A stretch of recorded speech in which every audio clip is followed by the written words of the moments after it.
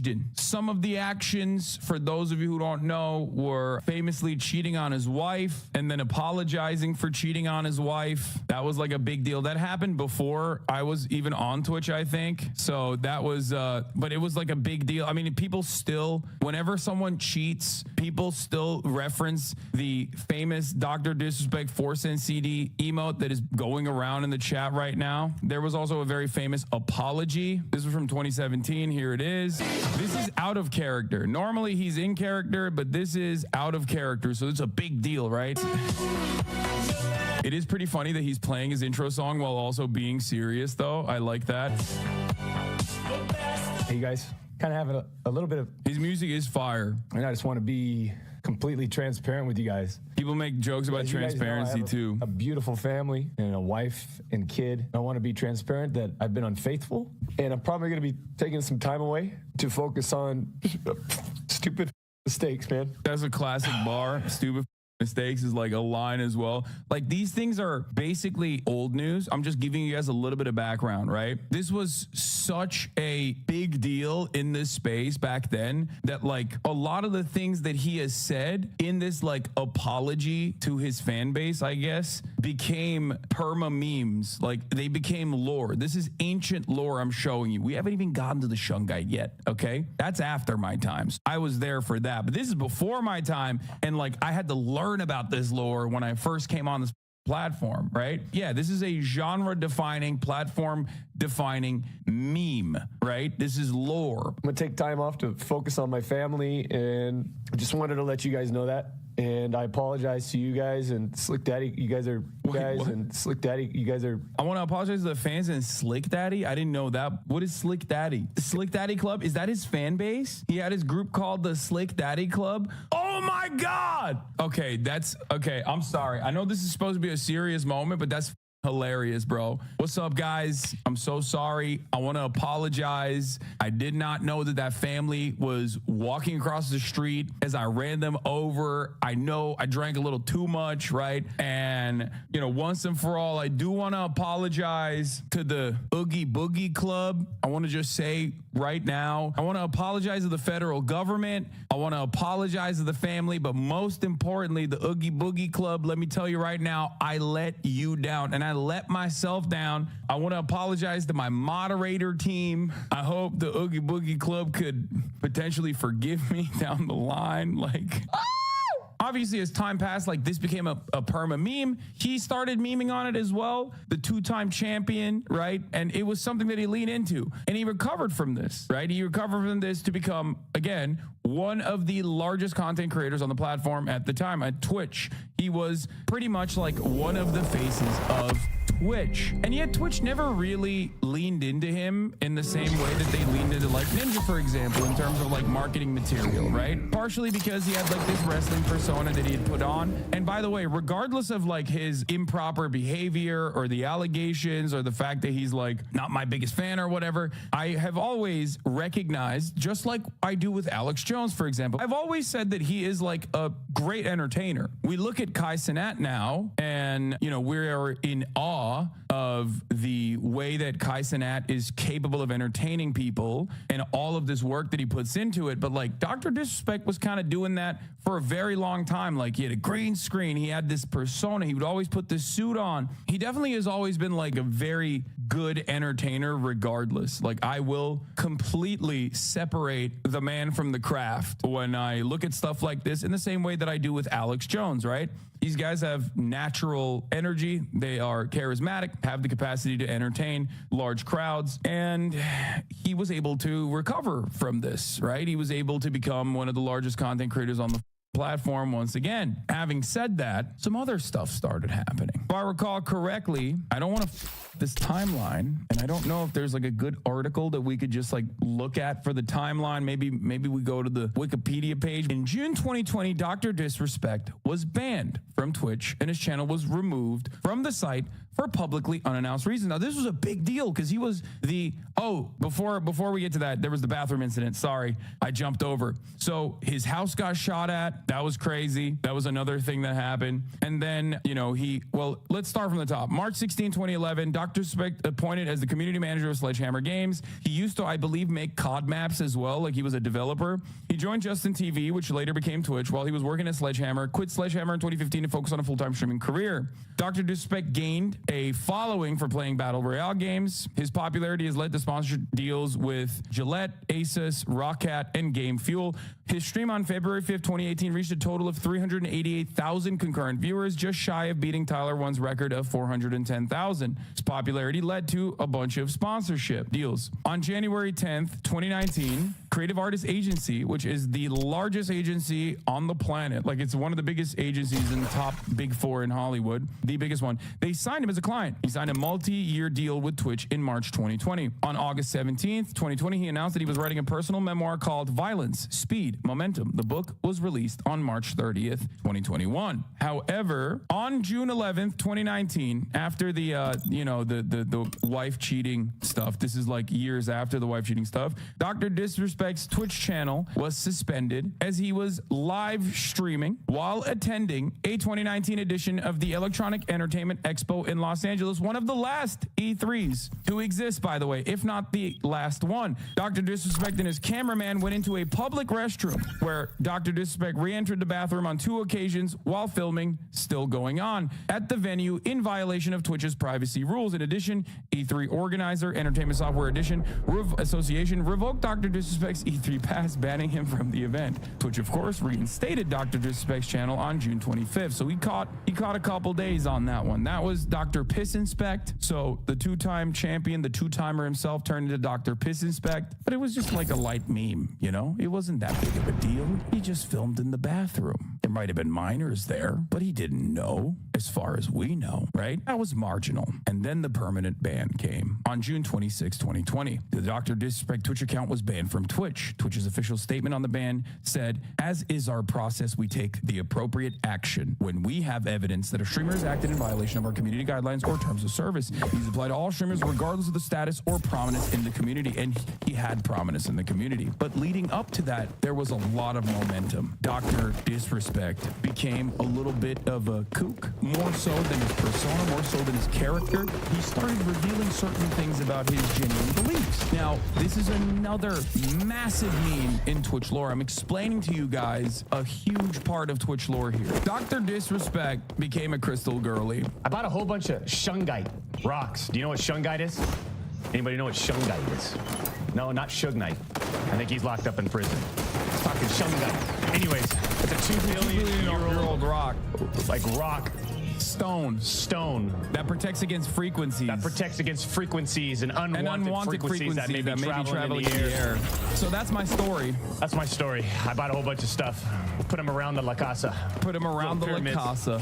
Now, that was massive. That immediately, everyone was like, oh my God, he is losing it. Like, he is insane. It was so massive that I, of course, bought Shungite as well. Everybody bought Shungite. Everybody was talking about Shungite. Shungite stocks, they went through the roof. Now, why did he get Shungite? Well, the reason why he got it was because, as he said, he wanted to combat against 5G coronavirus. For those of you who do not know, there was a thing called COVID. It was a big deal. A lot of people died, 1 million plus in the United States of America. And in the early stages of COVID, everyone was going a little crazy. Before they went stir crazy, before they got cabin fever, they were just straight up going crazy about like this unknown disease. What's happening? Why is this happening? Why are people dying? Should we be afraid of it? Is the government lying to us? These were questions that many people had 4 years ago. People were questioning the truth about COVID. Some found answers. Some found answers, the likes of David Icke. Dr. Disrespect also propped up at the time. Some found answers in 5G wireless waves and frequencies causing this instability and this damage to the broader American population. I was not one of those people. This is before ivermectin. This is before hydroxychloroquine.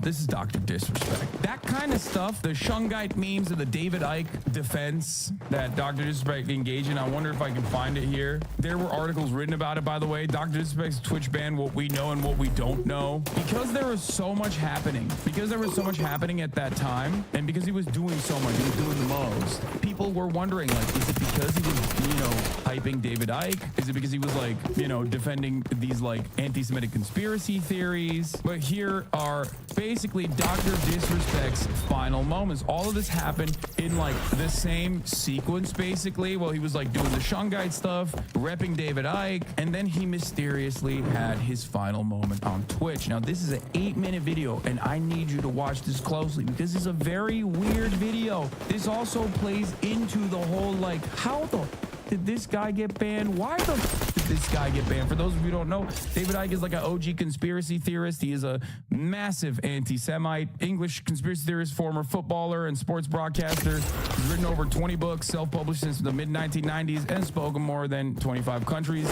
In 1990, Icke visited a psychic who told him he was on Earth for a purpose and he would receive messages from the spirit world. This led him to claim in 1991 to be a son of the Godhead and that the world would soon be devastated by tidal waves and earthquakes. He repeated this on the BBC show Wogan. This appearance led to public ridicule. Books Icke wrote over the next 11 years developed his worldview of and you might know this, our new world order, a new age conspiracy, reactions to his endorsement of an anti-Semitic fabrication, the protocols of elders of Zion, which is like one of the OG texts for anti-Semitism in the modern world. The Robots Rebellion in 1994 and In the Truth Shall Set You Free in 1995 led his then publisher to decline further books, so he has self-published since then. Here's one of my tweets at the time. I'm sorry, but this is the funniest possible quote Dr. Disrespect could have given on what is clearly a very serious matter. Otherwise, my man literally was pushing David Icke right before he got permitted. I've seen all the theories. I've seen all the possible conspiracies. I'm just not interested in engaging in that type of stuff. While there was a lot of like conspiracy theories floating around at the time, there was also a Twitch Me Too moment happening as well, because obviously gamers deserve less. So that led to many people speculating that this might be potentially Me Too related sexual misconduct. Definitely one of the things suspected Dr. Disrespect doing. But before we get to that aspect, before we get to his final moments here, let's run this. This is me with Shungite.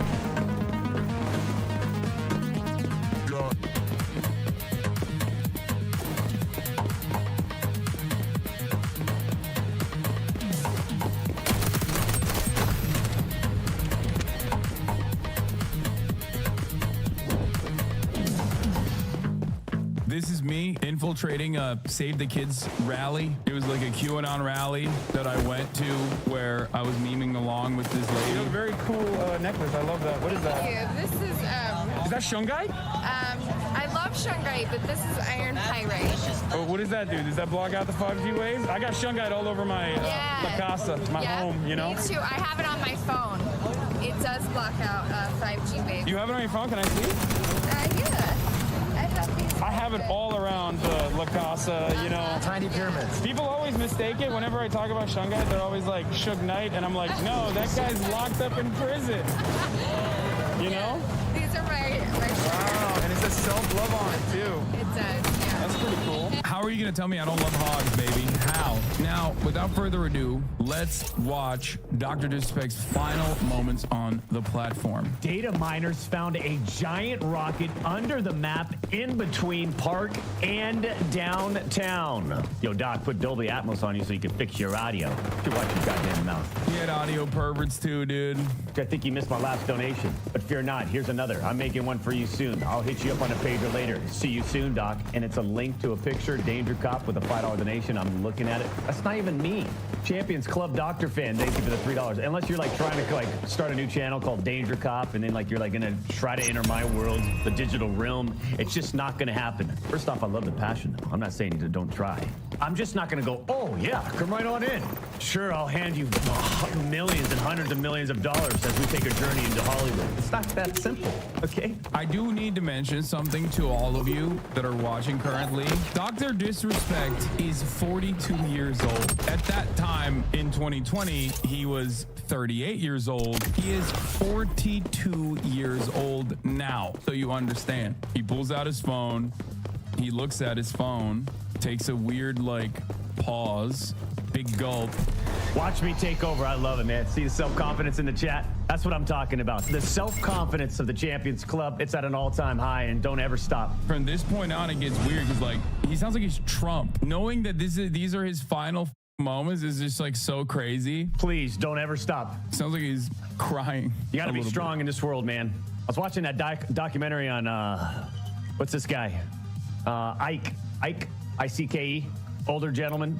Older gentleman. Bro went out with a bang, dude. Bro went out defending David Icke. You got to respect it to a certain degree, you know? He's just a man that had his convictions. He was going to go out with a bang, you know? Esteemed Anybody older know who I'm gentleman, talking about? David I forgot Icke. his first name. David Icke. Yes. Alex. Yes. Even if like it's like it just kind of, you know, rather than this, it's on Netflix. I believe it's on Netflix. Or is it Amazon? It's one of the two. It's either Amazon or Netflix. A little documentary on him.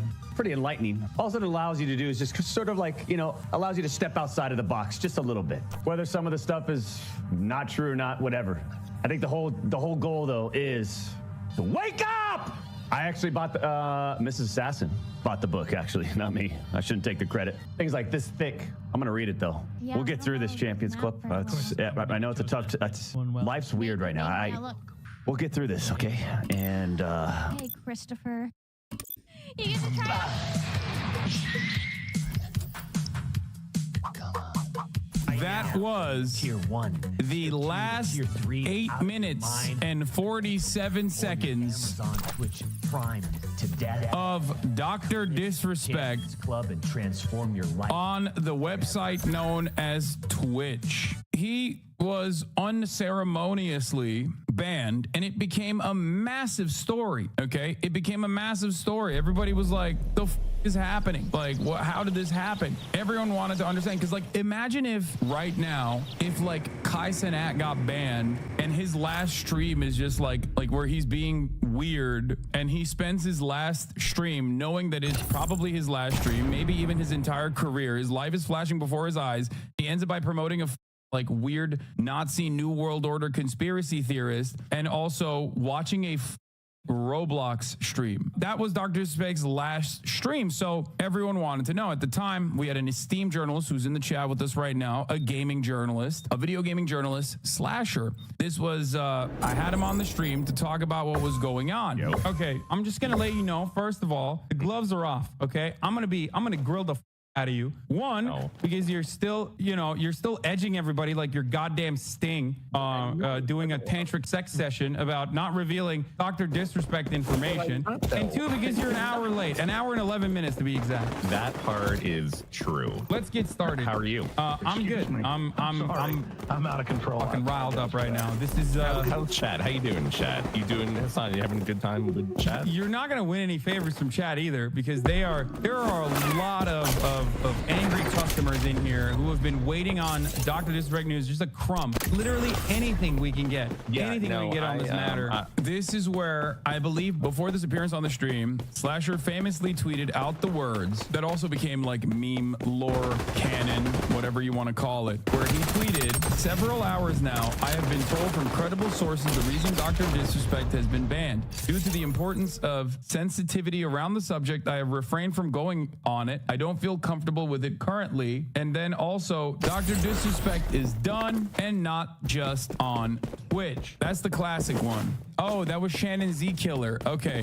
From my own sources, Doc is indeed banned and not just on Twitch. I know why, and I cannot say. Damn, I retconned it. I thought it was actually Rod who said that. Food for thought. Twitch does not issue specific reasons for streamers for permanent bans. Method Josh was banned following a report of sexual assault. He just never commented publicly or privately. Josh and I beside him were told other TOS violations. There's additional complications if it is actually an issue surrounding a predation of a minor. If there's like predatory behavior surrounding a minor, it's not just NDAs, there's also additional complications in order to protect the victims. So that literally creates a second set of complications in terms of covering the story, in terms of coming out with the story. Good blog. I reported on sexual assault before, and it's always delicate because of the seriousness of the allegations and the importance of protecting your sources. You have to be extremely precise. Unfortunately, even if your story is extremely well sourced, will people question the victim? Often to the point of harassment or smearing. You have absolutely seen this before. Ultimately, sometimes the victim just does not want to come forward. who could blame them? Their safety is more important than any story. A lot of people have asked why and how so many people knew the Dr. Disrespect rumors all this time. I took a crack at those questions. It's something to consider. We didn't know what was going on at the time. Nobody really knew. There were allegations. It happened like this ban came in sequence. At a time, here it is, New York Times even wrote about it. Dozens of women in gaming speak about sexism and harassment after more than 70 allegations surfaced on Twitter this weekend. Gaming companies and streamers responded with action. Some say it's the beginning of real change in the industry. Friend of the show, Taylor Lorenz, wrote this article back in June 23rd, 2020. Okay, remember, it's right when Doc was getting banned. Basically, it came during the 2 weeks where 36 streamers were banned for sexual harassment and assault during Twitch's Me Too moment. And not only that, if you recall, at the time, unpartnered him and deleted his server the same day he got his Twitch ban. The fact that Discord also in unison, this is an often forgotten part, thank you, Rod, for reminding me of this, an often forgotten part about this conversation wasn't just that Twitch banned him permanently, unceremoniously, but Discord took his server down, which is why a lot of people thought, oh my God, something massive is going on. This is Rod reporting on the matter at the time. All of Dr. Disrespect's Twitch subs have been refunded. His Discord partnership has been removed. Dr. Disrespect's wife, Mrs. Assassin, has posted the following message to her Instagram. The outpouring of love, support, strength, and kindness from the arena has truly been overwhelming. You all have made my heart full, and I cannot thank you enough. No one better out there than the CC. You guys are amazing. Much love to you all. Twitch never reveals exactly why you got banned. That's like a part of their modus operandi. I don't like it, but it is what it is. And to this day, Discord has not revealed why they removed his server to this day. So that's also something to remember, something to consider. Discord also took action. Discord, a video game focused chat platform, said they had also removed Beam from their partner program on June 26th, shortly after the Twitch news broke. Discord's program did not require Beam's active participation. It simply verified his presence on the platform and bestowed certain otherwise paid features to his account. Beam and his representative told the Post that they were unaware of the partnership. Through a spokesperson, Discord told the Post that partners are held to a higher standard than typical users and issued a statement similar to that of Twitch. Discord partners must abide by our code of conduct, and when violations occur, we take the appropriate action. The company declined to comment on the rationale for ending the partnership. That's another thing that happened, which was very confusing at the time. Very, very confusing at the time, but due to the threat of litigation, due to the complications surrounding the nature of the misconduct potentially, it seemed like nobody was, willing to go out there and withstand the potential fire hose of litigation if they were to speak out. We don't know what happened, but Twitch obviously had a fat contract with them that CAA had fought for. I suspect that CAA lawyers also played a role in clawing back every dollar that Dr. Disrespect was supposed to get. And now that I've given you like the environment at the time and the way in which he was banned, at this point, we can now come flash forward to 2024. In 2024, 4 years, almost 4 exact years after his unceremonious ban, a former Twitch person by the name of Cody Connors yesterday at 5:24 p.m. Pacific and tweeted these words out, where he said he got banned because got caught sexting a minor in the then existing Twitch Whispers product. He was trying to meet up with her at TwitchCon. The powers that be could read in plain text. No one made the wrong decision, him and his boys. Now, this is an interesting statement because Twitch has banned a lot of people 4 years after the fact. Is he talking about Dr. Disrespect? Is he not? Everyone immediately was like, oh, he's talking about Dr. Disrespect. He's of course talking about Dr. Disrespect. What the else could he be talking about? But it is rather odd, at least in my assessment, that he did not actually mention him by name, possibly to shelter him from litigation. It was a subtweet, but a subtweet blew up nonetheless, and everyone obviously thought correctly that he was talking about Dr. Disrespect for probably plausible deniability, but no one had done this before. And that's interesting, very interesting. And since then, all hell has broken loose. Obviously, in the immediate aftermath of this revelation, there were a bunch of prominent video game reporters and journalists from many different walks of life and many different outlets that came out and basically confirmed this suspicion that it was Dr. Disrespect, that they had also heard, and ex-Twitch employees and many other journalists that had like talked to ex-Twitch employees who were Twitch employees at the time, including Zachary Diaz, who now works with OTK. He was one of the people that said, so glad it's finally out there. Nathan Grayson had some choice words, and Nathan Grayson is, of course, formerly at Washington Post, formerly at Kotaku, where he said, without revealing anything else, in order to protect sources, I can say that this is not the first time I have heard basically this explanation. Oh, Zach is no longer working with OTK? Okay, well, he used to work at OTK. Without revealing anything else in order to protect sources, I can say that this is not the first time I've heard basically this explanation, nor is it the second or third. A caveat, all of the sources I spoke to were secondhand. They were not in the room when it happened, nor could they provide documentation. In other words, this is not confirmation. Until somebody who actually pulled the trigger either comes forward or talks to a reporter, we will not necessarily have the full or true story. You know, the journalists who are talking about this are still relatively careful in the way that they're covering it. But if you were confused as to whether this was Dr. Disrespect or not, he responded. Jake Sucky also tweeted about this. A former Twitch employee has come forward and stated that the alleged reason for Dr. Disrespect's permanent Twitch ban being for sexing a minor in the previous Twitch Whispers product. Dr. Disrespect then responded to Jake Sucky and said, Jake, seriously, ...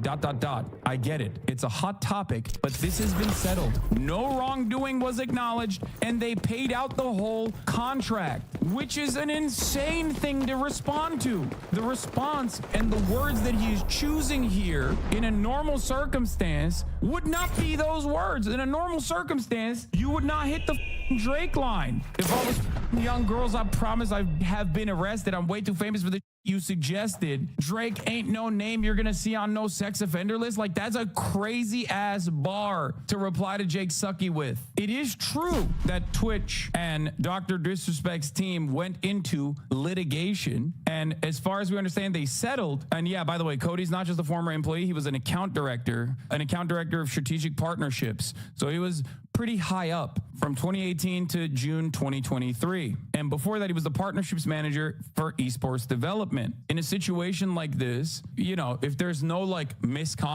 alleged misconduct that actually took place, you don't just say, oh, we settled. The topic has been settled. No wrongdoing was acknowledged. You say, the f are you talking about? Of course I didn't text minors on the Twitch Whispers app. That is an insane allegation to make. What do you mean? If someone turns around and calls you a pedophile, you go, the f do you mean a pedophile? Get the f out of here. You don't just say the topic has been settled. No wrongdoing was acknowledged and they paid out the whole contract, because the conversation isn't about the contract or the settlement. The conversation is about the alleged misconduct. Dr. Disrespect also came out earlier this morning at 11 a.m. Pacific time and tweeted this: I'm obviously tied to legal obligations from the settlement with Twitch, but I just need to say what I can say, since this is the internet. I didn't do anything wrong. All this has been probed and settled. Nothing illegal. No wrongdoings was found, and I was paid. Elden Ring Monday. The remainder of his contract by Twitch is ultimately meaningless. Why is it ultimately meaningless?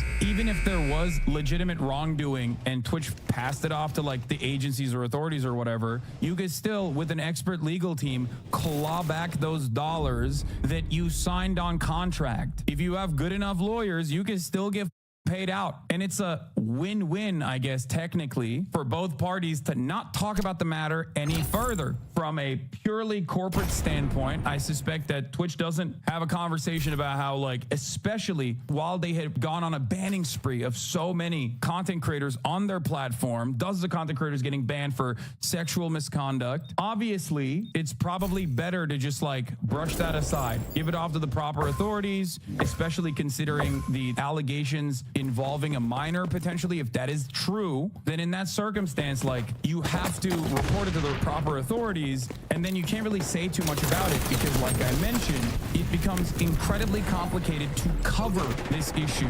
Even as a journalist, it becomes incredibly complicated to cover this issue. You have to protect the victims. Journalists have only ever known a rumor. They want to know the truth. It's a huge scoop and it's a public service, but the reason this came out via vague post is that no journalist has really been able to confirm it, not for a lack of trying. The truth truth is that in as much as it may seem that the story is advanced, we're really still on square one. There's a reason what we think we know came in the form of a vague post. Every journalist wants to be the first one to nail their story, if it is true, but not a single one has gathered the requisite sourcing to make it happen.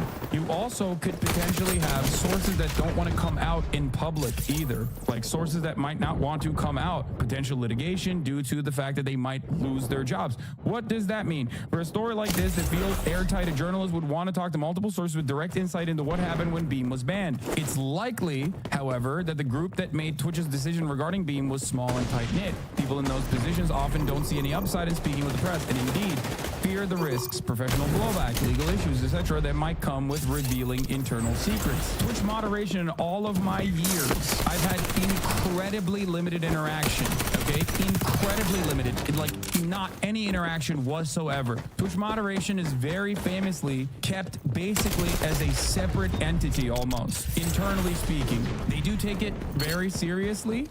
Twitch does take its moderation pretty seriously. That's why a lot of people will talk about like, oh, they're banning this, they're banning that. Sometimes it's inconsistent, but you have to understand it is one of the platforms, and I stand on this, and it's part of the reason why I, have defended Twitch in the past as well, and have been very critical, and have been on the receiving end of the ban hammer more times than your favorite content creators. You have to remember that. I've been banned more times than most of these content creators out there. Having said that, I still always defend Twitch moderation and how seriously they take that.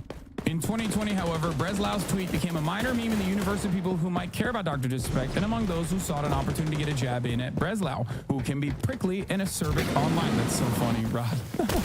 You can be prickly and acerbic online.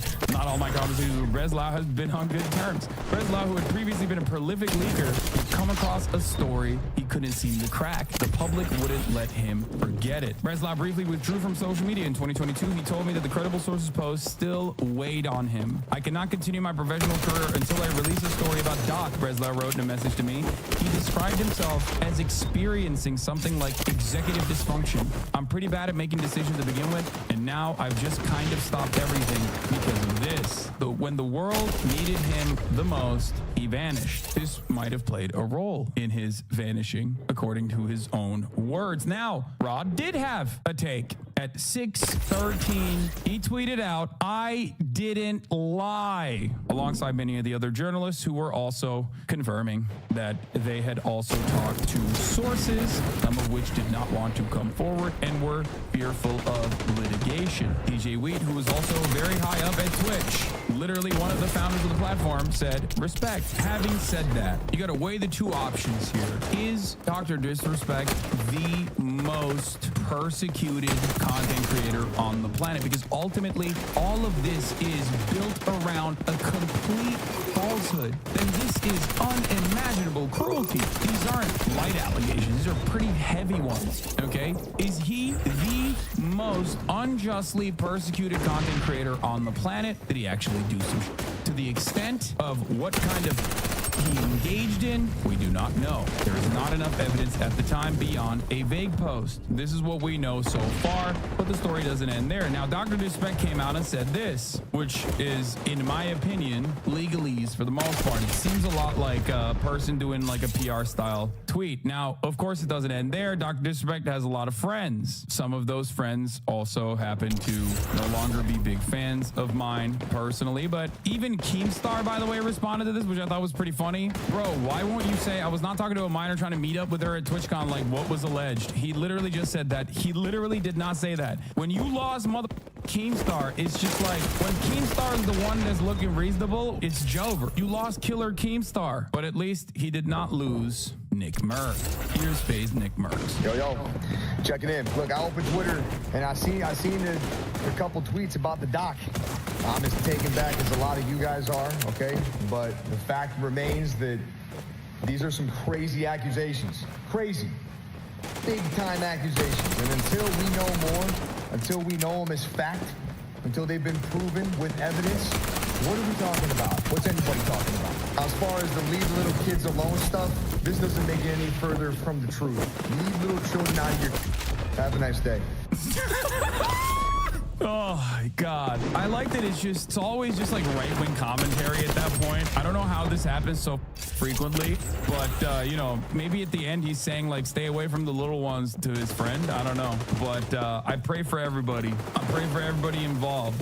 Okay, so he said that. Obviously, everybody's going crazy with the memes. There is one thing I wanted to mention though, because like, if you recall, Nick Merckx is a significant figure in this. He was doing the leave the kids alone, leave them little kids alone, and like coming out as like a out and about right winger, right? He was doing that last Pride, actually, 1 year ago, exactly 1 year ago. And when he was doing that, Nick Merckx was, Dr. Disrespect defended him, and I made a very classic joke that everyone has made a million times over. I said, Dr. Disrespect is more faithful to his friend Nick than his own wife, which pissed off a lot of people, including Nick, who famously unfollowed me and said, bro, I can't believe you said that on his anniversary, which I thought was crazy because like, how the am I supposed to know it was Dr. Disrespect's anniversary? Here was Dr. Disrespect's response. I got no. My favorite content creator is Hassan. Even though he's fat and he's got weird looking structure of shoulders and he's unathletic. But he's really fat. He's my favorite content creator. I got nothing going on. I'm so depressed. I got a chip on my shoulder. I'm critical of everything except myself. Once again, I was right, but too early. I mean, yeah. I see why he's popular. Impression was spot on. Well, he's impersonating you. He's impersonating you, a Hasanabi head. Doc was more worried about pronouns in the bio than age in the bio, I guess. Oh, that's a good one. That's actually a banger. Okay, respect. Yeah, technically, he's back to streaming in the toilet in this setup. Yeah, that's the situation on hand. We still don't know. And I think this article does a pretty good job covering the circumstances and covering like the difficulties. It is definitely shocking to me. I mean, I guess it's like at this point, it's no longer surprising to me when another one of my haters, like a prominent content creator who just like is weirdly radicalized against my commentary, turns around and like is outed for doing some weird ass. It has happened almost every single time. So I don't know. Like I genuinely don't understand it. Virtually all my ops, they just have like real weird come out like this. Is wild how many of the ops are pedos. I wouldn't say that about, they just have weird cases. This meme in and of itself, like some of them have weird cases, some of them are, you know, making weird, saying weird. I wouldn't say that they're like certified pedophiles, but my ops do have some weird freaky going on. By the way, if you were wondering, well, where's the kick deal for Doc? All of this suits the kick deal dynamic. Well, it turns out they did offer him. Like I said, I mean, they had a gracious number, 10 mil per year, 0 gambling, right? But it's just not enough. After this, Kick is probably looking at that going, we got him.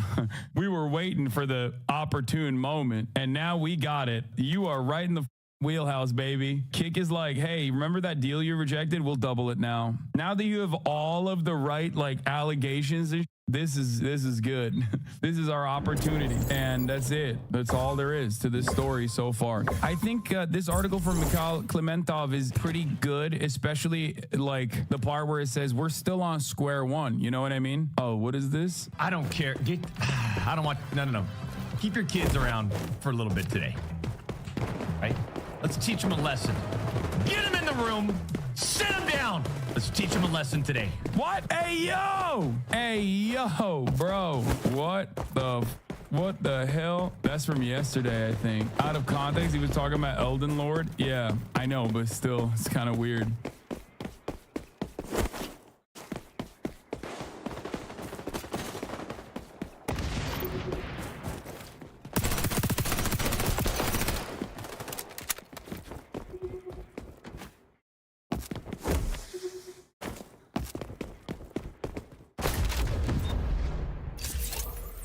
She's the greatest IRL streamer that has ever existed in the entire world, which is, I've watched a lot of her fucking shit. Not true. It's not true. Now, it's interesting.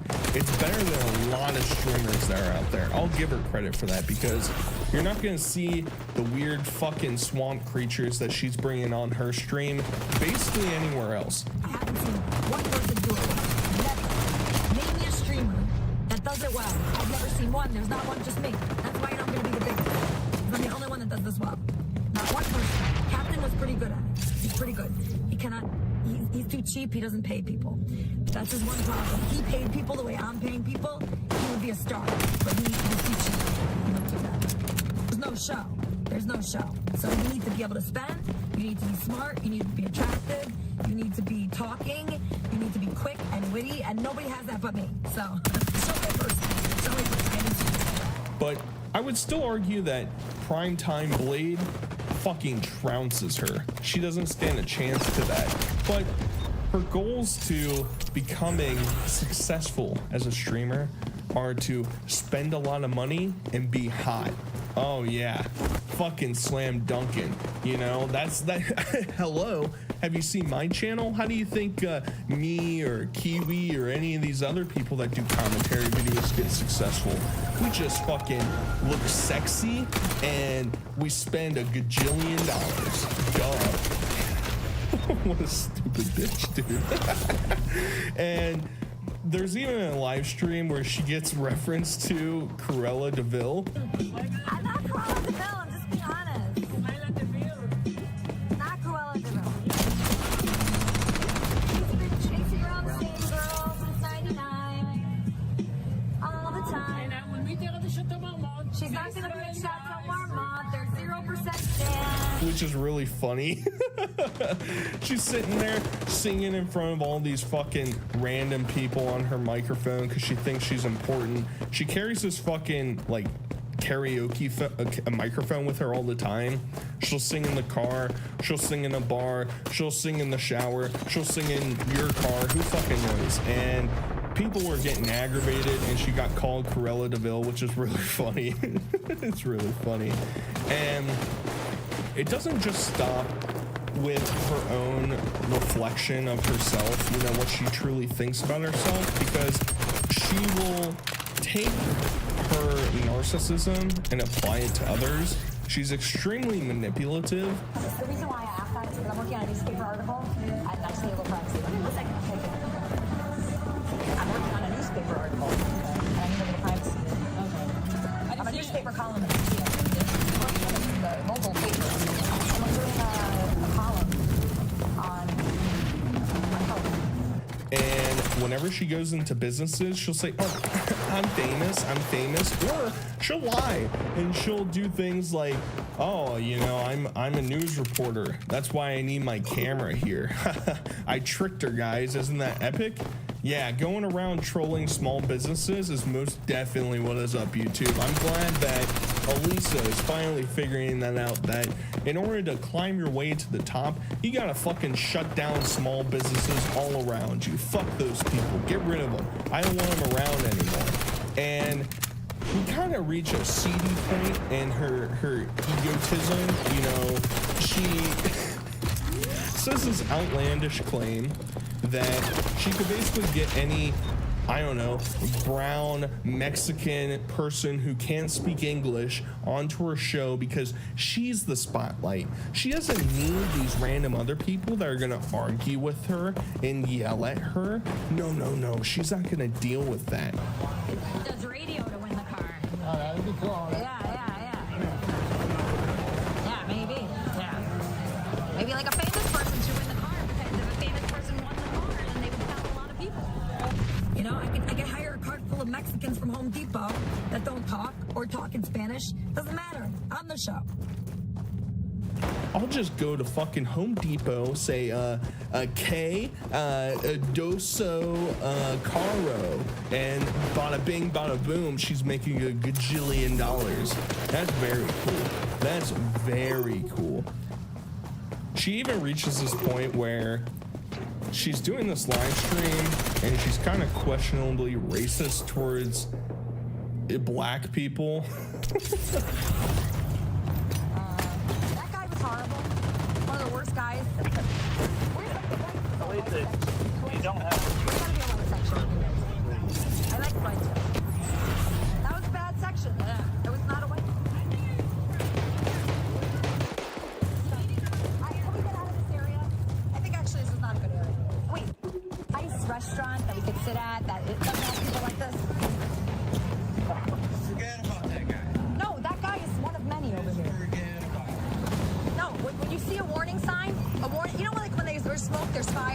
there's naked butts, there's going to be that very soon after that. The naked butts are precedent to that. She will interact with people all the time, and I don't know, there's just been multiple times that she's been downtown. Some African American fellow will come up to her and you know, ask her to go play basketball or be on the live stream together. Maybe they want to sing, they want to do some hip-hop raps, I don't know, I'm just spitballing here.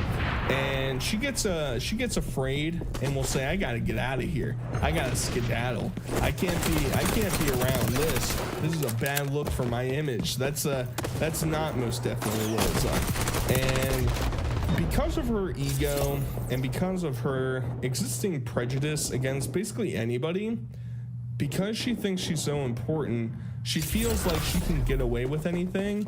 And luckily, because of how her streams are set up, we do get to listen to other people's perspectives on how Elisa lives her life.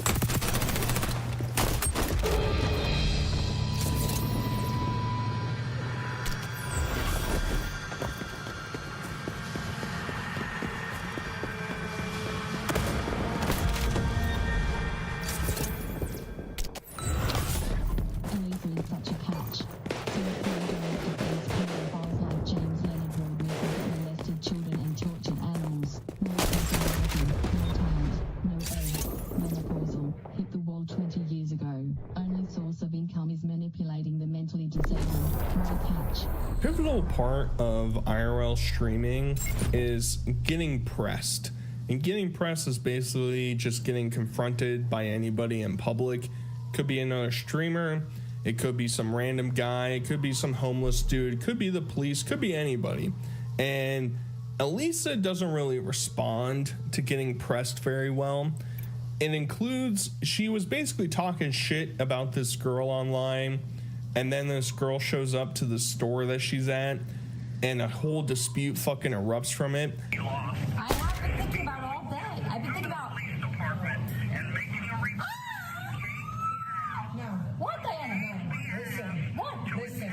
I fucking did a U-turn. I'm not doing your fucking content. What? Okay? This is not for shits and giggles. Don't sit there talking shit. All right? Thursday was your little setup for your fucking team. All right? What team? For the hotel. Don't be talking shit on my name again. So you got something to say, I'm right here in your face. I'm not talking right here in your face, talk your shit with a cop outside. I'm not your fucking content. You owe me fucking money. You doxed me. You doxed somebody else today. I'm the one. This way.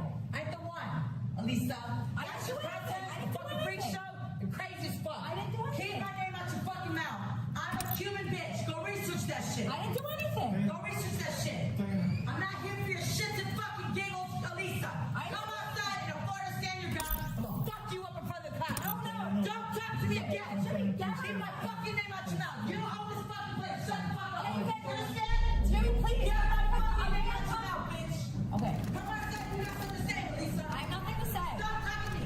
Stop talking about me. Jimmy, hold Stop her back. fucking talking about Jimmy. me. Pussy asshole. Oh my God. Oh my God.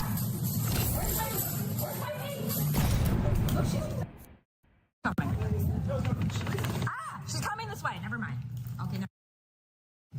You guys, she was trying to get me. She's trying to get me. Never mind. And Elisa, for some reason, thought that they were best friends. We were friends. We were chatting in the DMs. We were never friends, all right? Yeah, understand that. Figure that out. And it gets to the point where she's constantly getting stalked or harassed or assaulted, as she will say.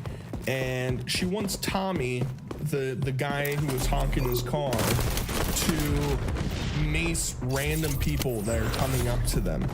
He's not gonna go up and mace Janice just because he's recording you. But he would have the mace out and that's what you need to do. You get arrested. Well, in that situation, you need to do that. Brandishing a weapon, that's a charge.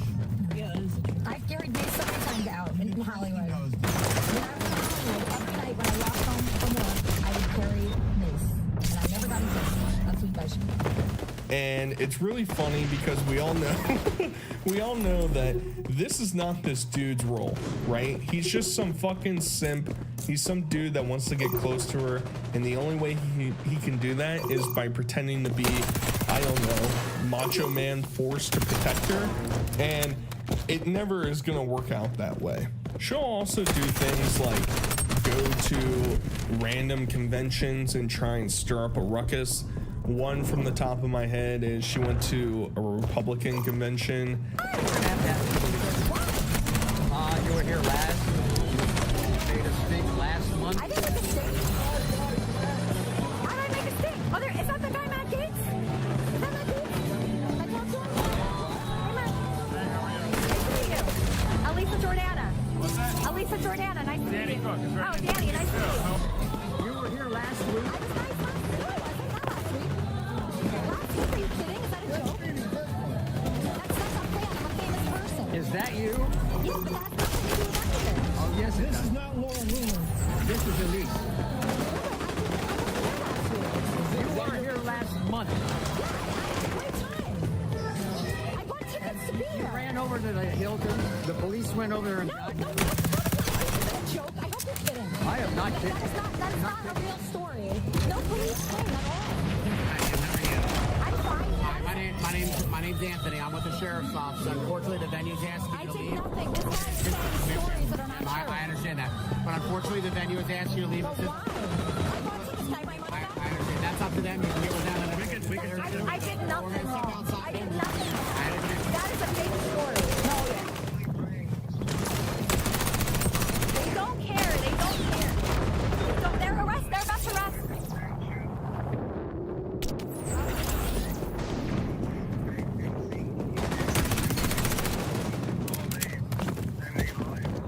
Oh, I know. They were before. All right. I didn't do anything. What should we do? Oh, we have to leave the property. We have to leave the property. And was planning to like troll.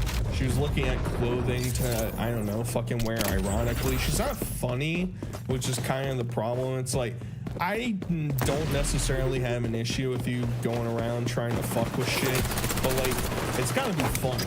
It's gotta be funny. Otherwise, I just think you're a fucking clown and you're wasting everybody's time. And she gets kicked out, even though she thinks she's so precious. What did I do?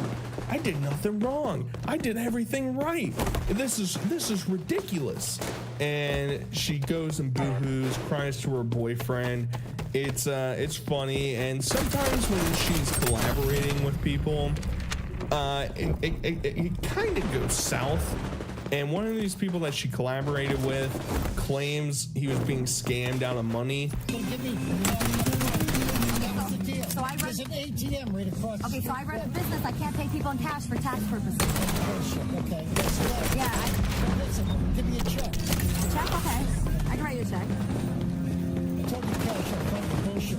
No, I didn't. I Want didn't my bullshit you. contacts? Yeah, I told you cash up front. You said yes before I started. No, you talked to a bunch of my trolls. That's when you decided that. I have like a legitimate business where I pay multiple So did people. I. Yeah, but it's not cash every day. Shit, you're a fucking liar. Those people are right about you. You never pay anybody a fucking dime. Bullshit. You're a fucking liar. I'm a liar? You're goddamn right, you are. I said cash up front before we start, but you said yes. We didn't. Okay, I said I would talk about it with No, you. no, But I never give paid me my that talk about it shit. I mean, I would pay you literally in Apple Pay right now. No, I don't do Apple Pay. None of that shit, okay? I said cash up front. You said yes before we start the podcast. Just the trolls called you. No, not the trolls. Okay, you said you paid me. Don't blame it on the I would trolls. pay you, but I'm not going to an ATM right now. Obviously, I'm busy. He thought he was getting paid in advance to fucking do whatever with her, and she refuses to pay with cash for some reason, so he's calling her a scammer. He's making a whole big scene, and she really just doesn't give a flying fuck. She just doesn't care. And it is most definitely pronounced whenever she interacts with business owners that get pissed off that she fucks with their shit.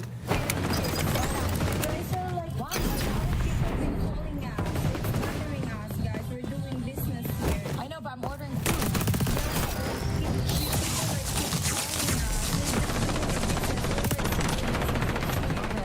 There's another place to work down. Don't even say what it is. Because they're insane. They're insane. That's why. They're insane. I'm sorry. Yeah. What? Get a real job?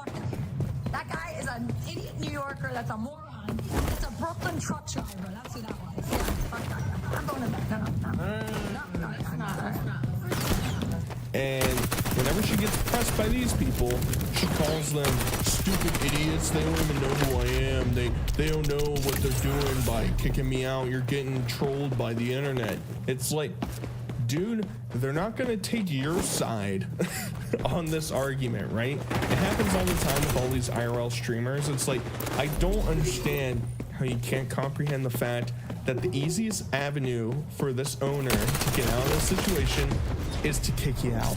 Right or wrong, who gives a fuck? That comes with the territory when you're streaming in people's fucking own businesses or around people in public. And she gets owned by people calling her all the time. I'm an influencer, so Oh, dear Lord. yeah, I'm an influencer. Oh, dear, you're not an influencer. You're gonna end up in a fucking psych ward in 2 weeks. No, I'm You're a not. nutcase. This is such a beautiful story. You are a motherfucking nutcase. You're not a, listen, last week you were a food critic, then you're an actress, then you're a comedian, and now you're an influencer. I've always been an influencer, even when I wasn't Muslim. Why do you have to be Howard Stern? Why can't you just be a Lisa or George Bailey? And sometimes it's just really funny. And sometimes she actually gets a real dose of reality, because half the time when people are calling her and saying, oh, you suck ass, you're the worst person on earth, she's too busy looking in the fucking viewfinder to care what anybody's saying to her. Well, she has this interaction with a friend where they're sitting down together, and her friend basically calls her one of the worst people on earth. That she's like evil, and all the shit that she is professing online about other people is like satanic and insane to be saying about other people. It was just it's very perfect. I'm so done with your stream, Melissa. I cannot handle this. One of my people, I'm sitting right here. No, I mean, one of the people of your followers that I do not like this. I do not like this. This is the meanest, most horrific, evil event I have ever witnessed on the face of earth. Nothing happened, Kay. I was just sitting here you're talking to streaming. The way you treat people, the way you talk about people is horrendous. I don't talk about anybody. You talk about everybody you know. No matter what, you have something negative and nasty to say about them. That is despicable. I don't understand why I'm the one being called insane when I think... I'm sorry, I think that you are far, far, far incredibly more insane than I am. was just sitting here. And I'm not done lecturing you. Okay, that's fine. Can you just keep it down a little bit? You need to stop being so disgusting and cruel to people. And because she is always getting harassed, in quotations, by people, she resorts to the next best thing, and that's collaborating with the police, which I guess every fucking locale can't help but prevent themselves from calling the police nonstop.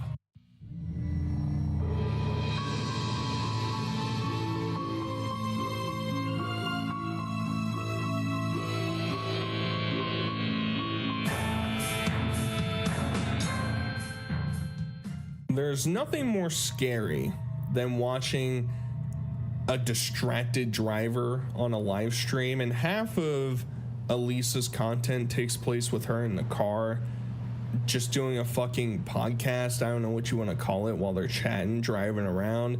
And because she's obsessed with looking at herself in the phone and looking at what the chat has to say, sometimes she gets herself into a pickle, and that includes getting pressed by the police for blocking a parking garage and a railroad track at the same time. That's a twofer, baby.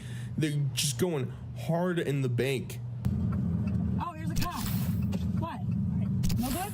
No, you're literally blocking the railroad. I was just dropping off my friend. You're blocking the parking garage. What do you mean I just dropped off my friend? You get... Catch ID on you? Yeah? Okay. I was just dropping someone off. All right, well, you can't block the road. Well, can I just keep going? Because I literally was... that's what... No. If you were here the other way, you would have this issue. Use your license, please. But, like, other people don't drop someone off? They don't block the parking garage. Alright. Yeah, I'm gonna get the ID. It's okay. It's okay, Tommy. It's okay. All right. Oh, my God. How annoying. What the hell? You can't stop, like, to drop someone off somewhere? That's a rule? I didn't know that rule. And when she's at some of these businesses, trolls will call, as I mentioned, to try and get her kicked out. And the cops, luckily, at one instance, were there and politely asked her to leave.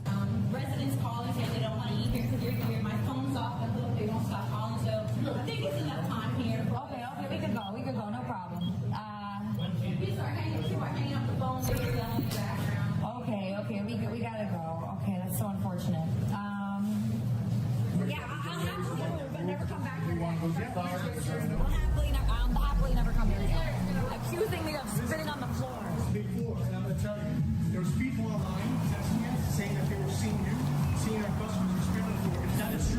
Those are haters of this show, fooling you and Now, what a retard.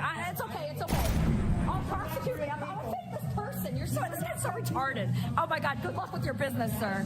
Good luck with your stupid business. Yeah, this business is fucked now. And when she got asked to leave and they're outside, a fucking dude, I don't know if it was a cop, I don't know if it's some random dude, starts hitting on her. She's just standing outside, 35 years old, lip filler, Botox and all, and just starts getting hit on, or whatever you want to fucking say, by some random dude. I'm not recording. I'm recording this wall.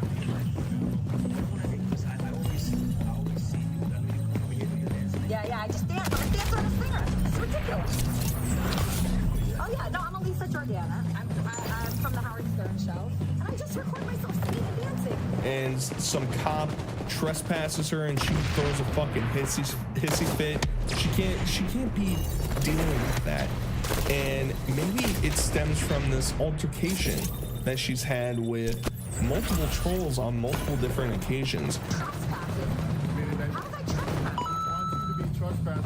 Stern sent $3 that guy was such a Yeah. Oh, I can't go in there. I don't even want to go in there. If you go in there, you're going to be arrested. I do not want to go in there. My ID? But why is that trespassing? I just don't understand. No matter what you are, no matter what's going on, it's the stupidest thing. What's the stupidest? And one of them, she believes she's being stalked by some other streamer. And she's frantically screaming and calling every fucking cop in all of West Palm Beach to show up and save her. For the love of God, protect me from these evil doers. Calling bullshit on the whole thing. Okay, so that's very... You definitely need a restraining order. You got his real name. Oh, who's this? Is this security? Are you security? Oh, what's up? You are?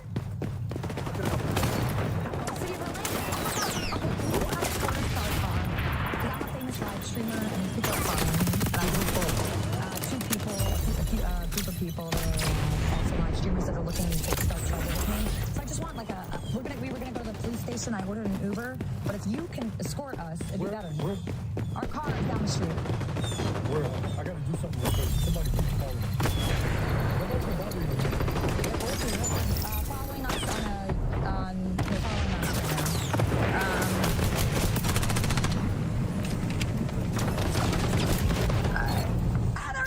There he is! No! Can you do something? Do something, please, sir. I'm begging you to do something. Hold him back. I don't know. Jadis. Oh, no. That guy's stalking me.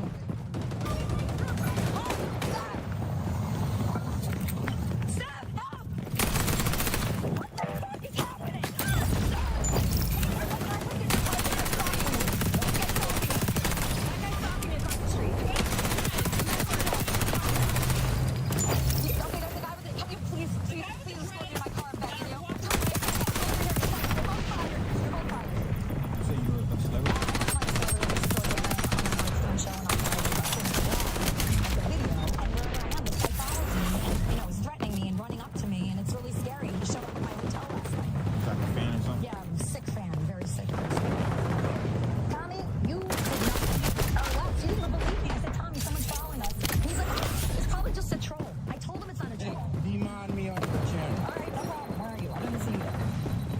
And then you find out the streamer's just some fat dude who has like 30 viewers and is really just there to document the crazy shit that she's doing.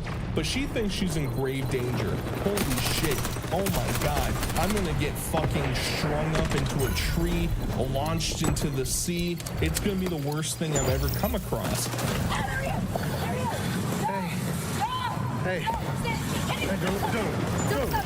do something, please, sir. I'm begging you to do something about this guy. What do you want me to do to him? Hold him back. I don't know. She's my friend. No, you're not. That guy's stalking me. What is this trooper?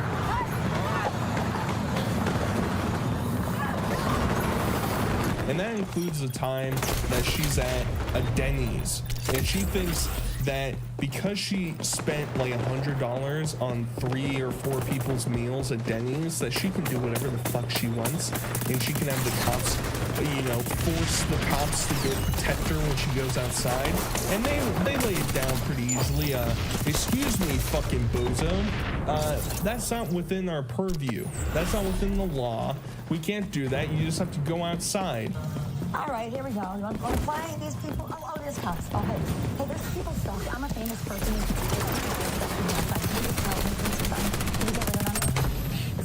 Daddy and... You gonna eat in here? I just ate $100.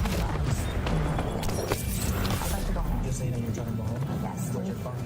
The green car out there. I'll be happy to welcome you. Thank you so much.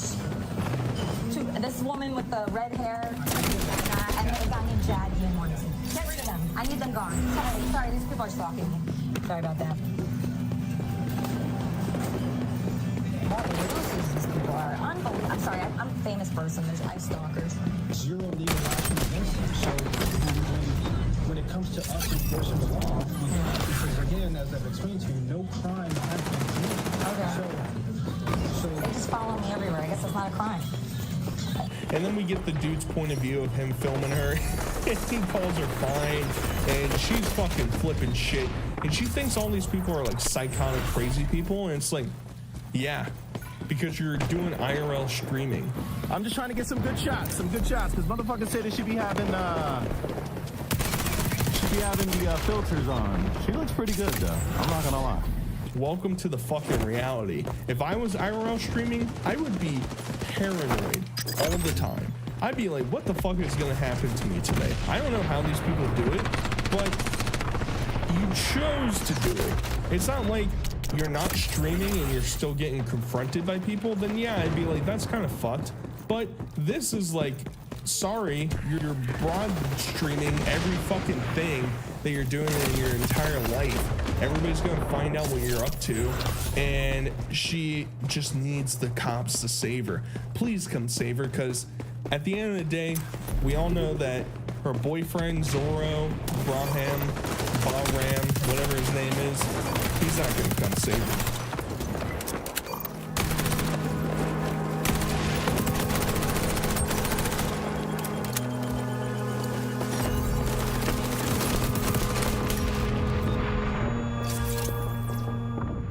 So we mentioned him a little bit briefly earlier. Zorro, her boyfriend, he basically was a big simp in her chat and would donate $1 gajillion. I really don't know where he gets his money from. He has a rich father, according to Elisa, but outside of that, I don't really know. What I do know is that there are speculations, there are accusations against Bahram, Zorro, that he is a certified sicko, including going to prison for having sicko things on his phone and on his other technological pieces. I'll let you figure out exactly what that is, but I thought it was worthwhile to bring up just to kind of round out that Elisa's with him because he's rich.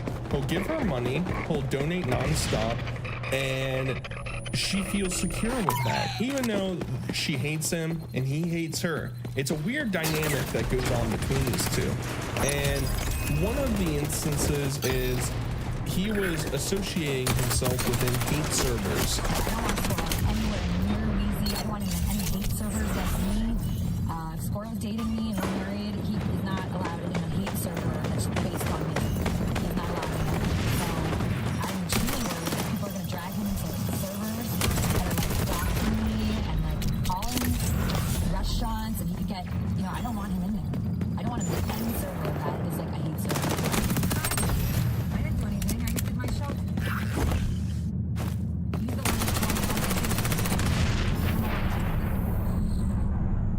Leaf doesn't do that, just saying. Kelly doesn't do that. Like, my friends, they don't go in my hate servers. Is that a weird thing to expect? He's not in my hate server.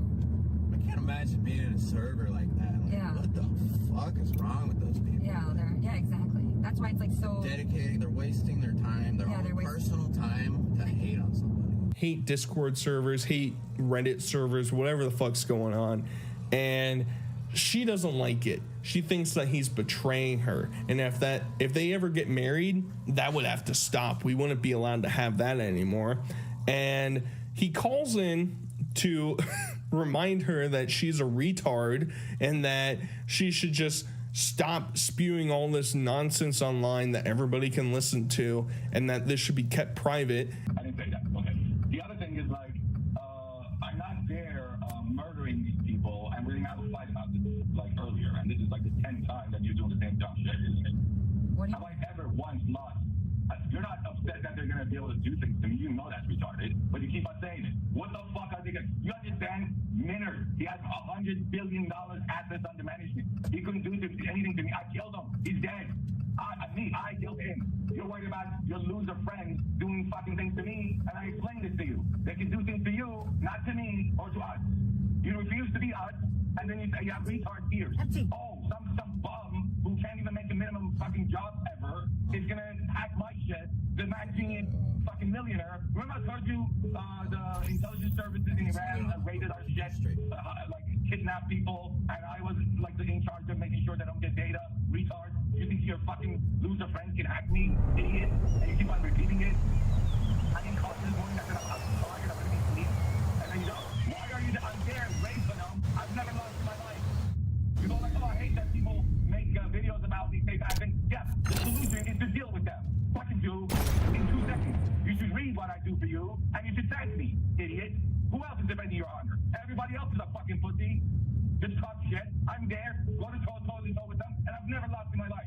Yet you just keep saying retarded shit, and I have to wake up hearing you say that it's over between us. This morning, we couldn't even get a divorce.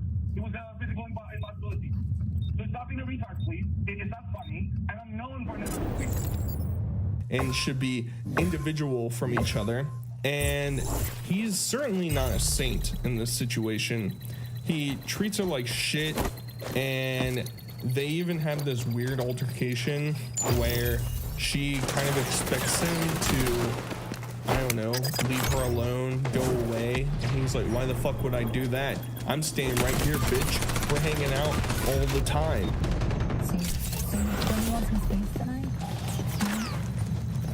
Why would I come here to get space? Okay.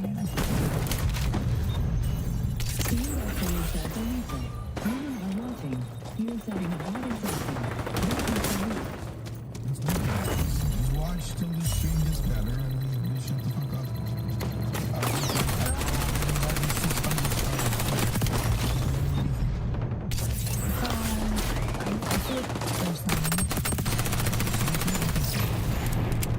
What was the last one? Let's see their exits. She has a phone.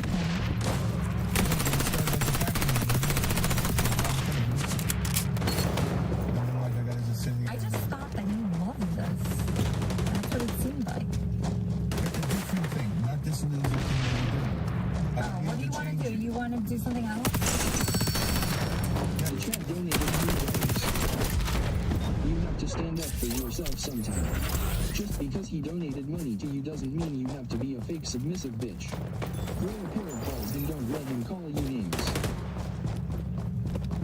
And it even gets to the point in the night where once she drops him off, she's talking about how she wants him to die. They're all sitting in a row there, and they're just like looking at women. They're fucking disgusting. I really hate them. And that's what he is, and he's gross. And I can't even believe that he was in my live stream, honestly, because my live stream's so deep and so full of incredible people. He has nothing in common with I'm so glad he doesn't like my audience. Because he has nothing in common with my fucking beautiful audience. He has nothing in common with them at all. He's garbage. He's garbage. Oh, that's so beautiful. He's so dumb. I honestly wish he was dead. I wish he could die soon. I wish he could die soon. A man like that is not a real man, and it's not good for the world. And that's why he's sick. Because God doesn't like him. God doesn't like you. That's why you're shaking. That's why you're smoking. That's why you're puffed up. Your cheeks are weird. Oh, by the way, I'm going to get filler tomorrow because I don't have to hang out with him, so I'm going to do something for myself. And that the reason that he and her chat and her stream and herself can't really connect to each other is because her content is so thought-provoking And it's so deep and interesting. No wonder he can't figure it out. He's just a stupid idiot who lives off of his daddy's money. And he follows it up with calling her, and he says that she's a cum dumpster.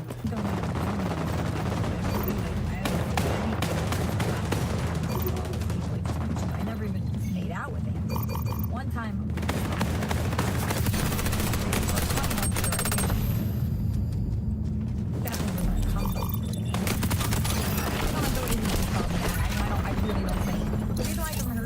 Guys, well, here's the thing, like, Dawn is upset, and, like, I know, like, other women that are watching are really upset, but I gotta say, like, it doesn't hurt me that much, because, or at all, but I know I'm not what he just said. Like, he's saying I'm anti-Dick's homies. I mean, I didn't even, like, do anything with him, so I know that I mean a lot to Andy, and nothing like that.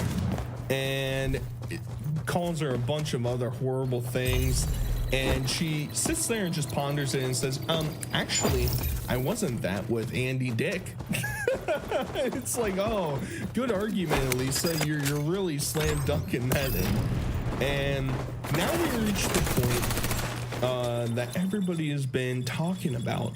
This is what everybody's found out, is that her and him got into a physical altercation on stream.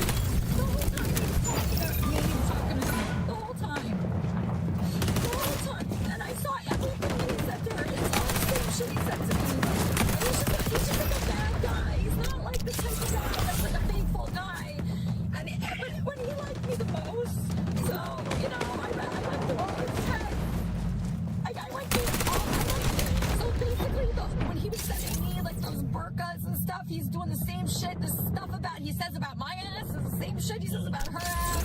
Same money he sends her. He sent her $2 million.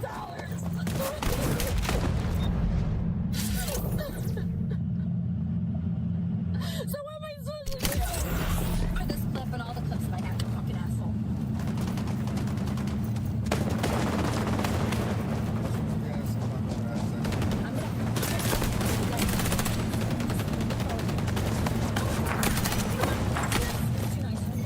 I saw all your texts, all of them, dick hard.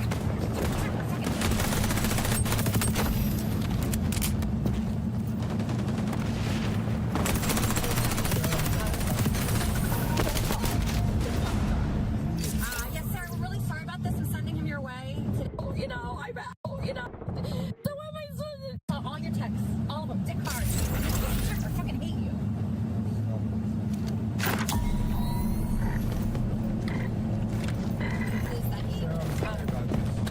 Don't talk. Don't fucking talk. Yes, sir, we're really sorry about this. I'm sending him your way. So don't worry. But yeah, so yeah, he's coming. Don't worry, he's coming home. Sarah. Yeah, sure. Yeah, touch me and I fucking deck your dumbass bitch. Call 911. I'm sorry. I'm so sorry. Please let me go. Please let me go. No, please, I'm so sorry. Please let me go. Oh, you're sorry, right? It's killing me.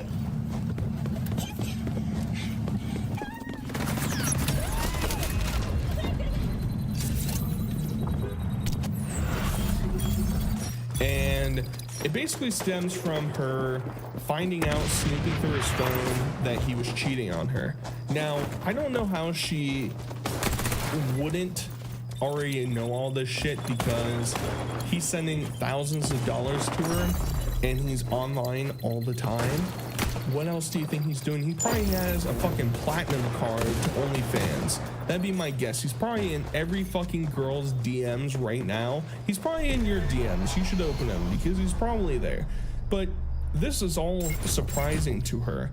So she picks him up and she starts hitting him and making threats towards him. And he eventually snaps and retaliates while they're driving down a fucking road. He pulls her hair, turns the wheel to get to the side of the road, and pushes her out of the car as traffic is driving by. Now that's fucking crazy and that's bizarre, and she ends up getting arrested. I don't know what happened to Zorro. I don't, but she does a TMZ interview afterwards, and talks about the entire experience. Like his accolades, like that is not why I brought him there. I was hoping that we could talk about like our relationship and our plan, because we filled out a marriage license. Everyone loves the goth mommies, but what about the goth daddies? Goth daddies need love too, you know. What a quote just to throw out onto the internet. Almost a month ago, I put out a poll asking what my audience wanted to see more, Tipster or the long-awaited Chibi Part 2, and by a very narrow margin, Tipster had won, likely being the only win that Tipster has gotten the entire year. My original plan when starting this video was that I was going to go over Tipster's origins as a tech reviewer and then, and only then, delve into Tipster's sins. But then I came into a problem that would only get worse the longer that I worked on this video. That problem being Tipster deleting years worth of his content. So this is essentially a total rewrite of my original script. And as this first happened, I even tweeted out about it. Tipster just privated most of his videos older than a year ago. Real shame if someone had just finished getting clips for a video by then.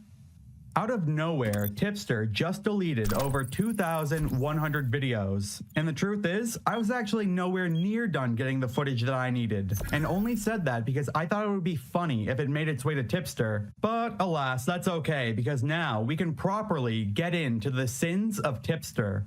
And believe me, there are many sins when it comes to Tipster, but not all of them are equal. So why don't we start with some of the more fun ones? Now, something that I need to point out is that Tipster is married and would never cheat on his wife. This gives people the impression that I just go around like flirting with girls on the internet and cheating on my wife, and nothing could be further from the truth. Like, I love my wife, okay? I would never cheat on my wife. And here's the thing, I'm willing to be charitable to technicals and consider the fact that this was probably an offhanded joke and it wasn't meant to give the impression that like I cheat on my wife. Like, that's not his intention. But like, I feel like there's that potential at least that people will watch this and interpret it that way. I would never ever cheat on my wife. If you want to know the quote flirting he's referring to, it originated when like the guys used to poke fun at me, because I come from a family where like we're very open about talking about like sex and stuff like that related to sex, right? And like, so if I ever had a question about sex, like, you know, most kids would be embarrassed to ask their parents about it. I was never embarrassed by that because we were very open with sex and sexual discussion in my family. If we ever had questions, we could always ask our parents, right? So I've always been kind of open with those kinds of discussions when like stuff like that came up, or like when jokes like that came up, like it didn't bother me as much. And so the guys started like roasting me for that. And on top of that, like a lot of like my female friends, like I have a lot of female friends, so they started like seeing me compliment these women on the internet that I guess they didn't know as their friends or whatever. So they started calling me a simp, right? And so I started playing into the meme of them calling me a simp, or saying like I'm into e-girls, like that, and having fun with it with jokes, right? Now my wife was aware of these jokes. She's still aware of these jokes, and she doesn't care, right? But like so many people have like taken it so far. Like there's a reason why I don't play into the e-girl memes anymore, because some motherfuckers take that shit too far and try to turn it into like Tipster's cheating on his wife, like that. And so that's why I'm like, the memes aren't fun anymore. So I don't do it anymore. There's some people who still talk about it, and you know what, that's fine. It's whatever. But I don't play into it anymore just because it's literally it's not fun anymore, right? Now, I think that we've come to an interesting dilemma. Is flirting with total strangers on the internet cheating? Personally, I think the answer is yes. Tipster, however, is on the opposite end of that. And I want you to imagine that the person you're dating or even married to is posting this online. You're not an e-girl, you're an e-whore, and you're my e-whore, not Omegon's. Notice the new profile picture. Not gonna lie, looking kinda hot in pink. I don't give this to many people, but if you ever need to talk, don't hesitate to call or text me. I'm a busy guy, so I may not respond immediately, but I will respond. Tipster's defense for this was that all of that was just him memeing around, and he doesn't actually cringe post like that anymore, nor does he play into it. And you know what? People post stupid stuff all the time on Twitter for engagement, so with all those accusations, it would be pretty reasonable to assume that Tipster was telling the truth, and that he would stop flirting with e-girls. Right? Well, no, because on April 17th, 2024, somebody leaked to the streamer Boblax hundreds of messages that Tipster had posted in private discords. Boblax would then do a stream with some of the biggest Tipster detractors, such as Chud Logic and Chris the Narc, going over them. What do you say we do some highlights on this? Yo, everybody, welcome. Welcome. Are you ready to see these tips? Dude, they're all coming in. Slow. Quick as everyone's ready. Where's Animal? I want Even Animal. Chud Logic, I'm surprised, dude. With the time zone difference, I'm surprised you were just in here immediately. Now I'm part of the Tipster Bully Goon Squad. I'm here for it, you know? Hell yeah. Remember, Chud's like, oh, I don't know why everyone's so mean to Tipster. Just nobody let Chud forget that. Now you know. Now you know. Right. Listen, I've already taken the L on my Tipster takes and thinking people were going too far with it, because now I think people are not going far enough. They're not. Yeah, Tipster would definitely be part of that club. Considering I'm not supposed to have any, they were always gonna look terrible. Lol. Don't be a hater. Tipster moves have a place in this world too. Wait, this is like midday. This is 11 what? Yeah, Wait, so he like takes a bite of his sandwich at work, looks down at his text full of like trans Discord chat and like talks about his titties. He's just on his lunch break, all alone. No one's sitting with him. What a productive worker talking about his Dude, he's getting talking in Discord on the job. What did? Guys, stop making jokes about how I cheat on my wife. Also, let me extraordinarily like go to crazy lengths to lean into the fact that I'm like a total man whore in every Discord chat. And then mention that I love my wife in every stream as well. Like those two facts are just really prevalent on the channel for no. There's literally a clip of him with his wife saying like, hey babe, do you think that like I'm attractive or something? And he's like, well, I wish so I could attract more goth mommies. And he's saying that like right to the face of his wife. He's leaning into it. I'm not a puppy girl. This is Arf.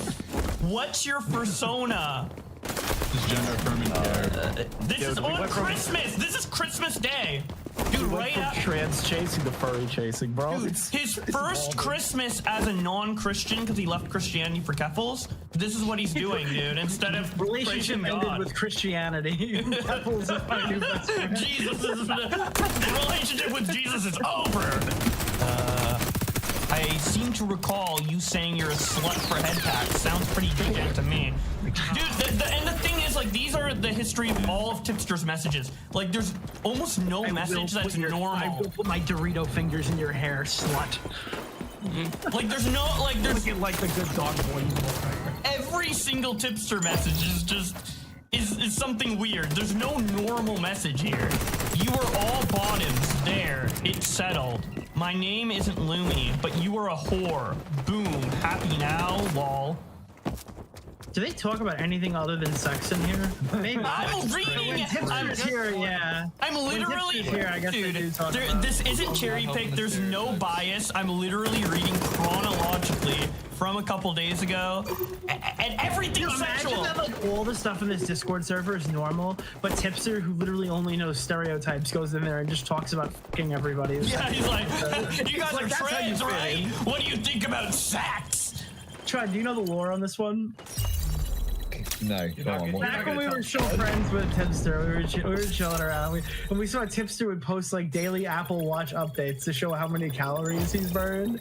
So we went through meticulous like effort to make a joke on Turkey Tom's live stream, where we went through and we photoshopped every single one of those updates to be the same screenshot, but cropped a little bit differently each time. And then we tweeted it out, and like people started reporting on it. Like Andy Warski and Ethan Ralph started tweeting like, Tipster fakes his weight loss. You can see it right here in these Wait, it's confirmed. Y'all already turned me queer. Now you want to make me into a furry? It's Jover. You're gonna have to give me that money, Matt. He's gonna take Jover. He said it's Jover. Nah. Y'all brought out evil Tippy. Oh my god. Is that the Evil profile tipster be picture? like, Yeah. I will have sex with my wife. I will not jerk off to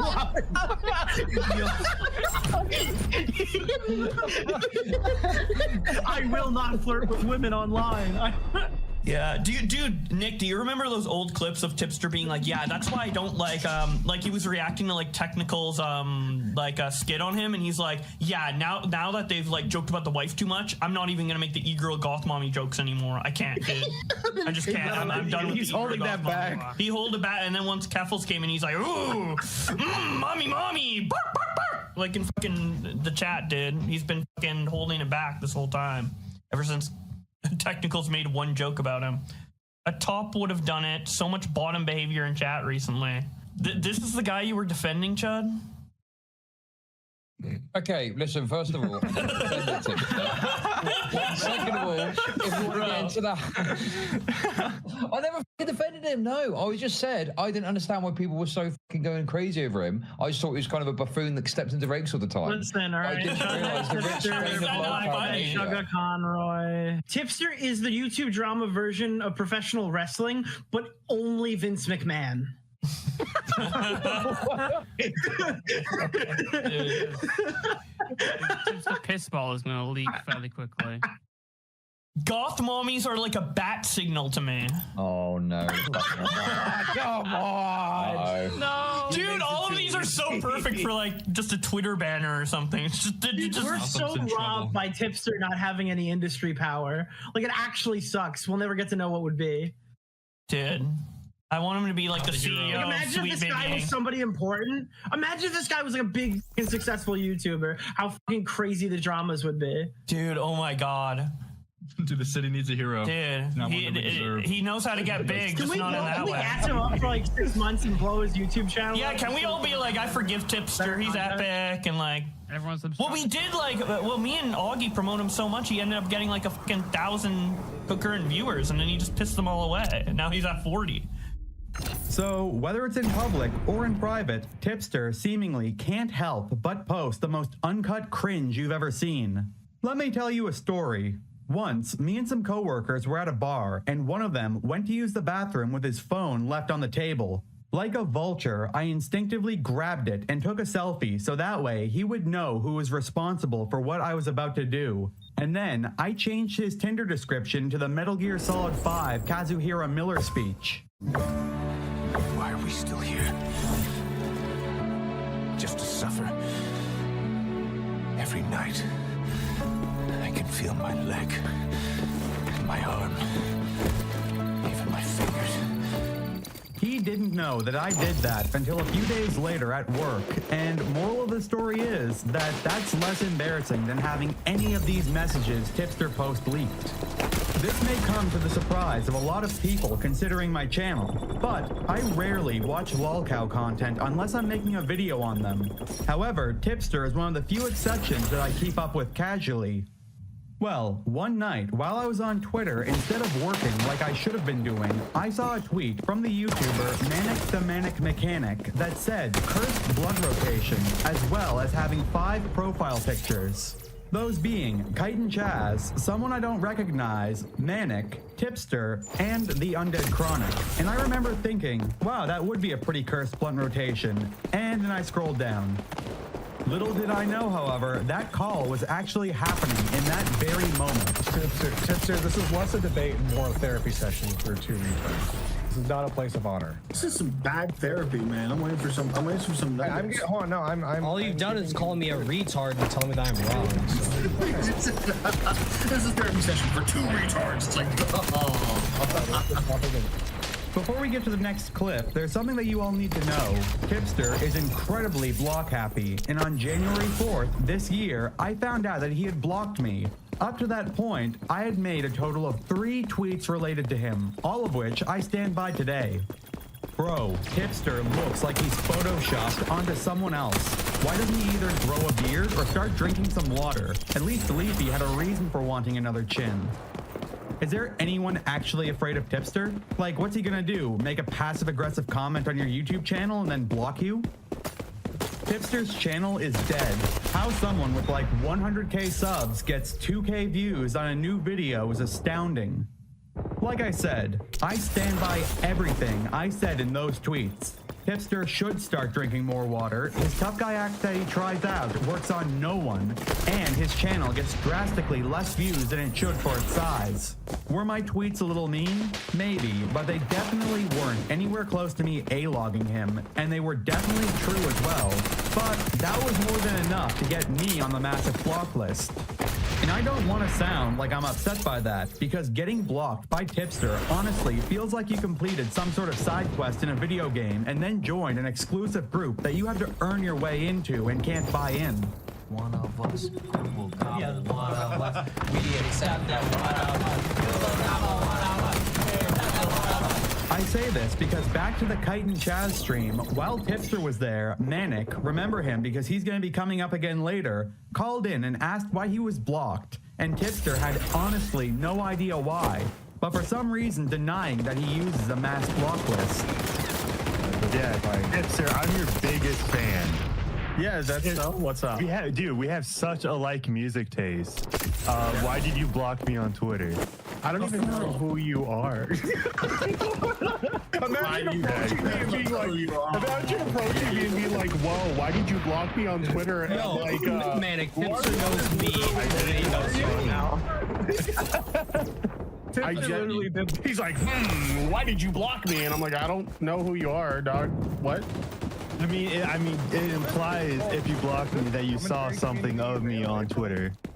Right, but you act like I know who you are, though. Like, just say who you are. Who the f are you? I am the Manic Mechanic. Okay, that tells me a whole lot, dude. Okay, Yeah, like what? I still don't fucking know you. Okay, he's like, I am the great Manic Mechanic.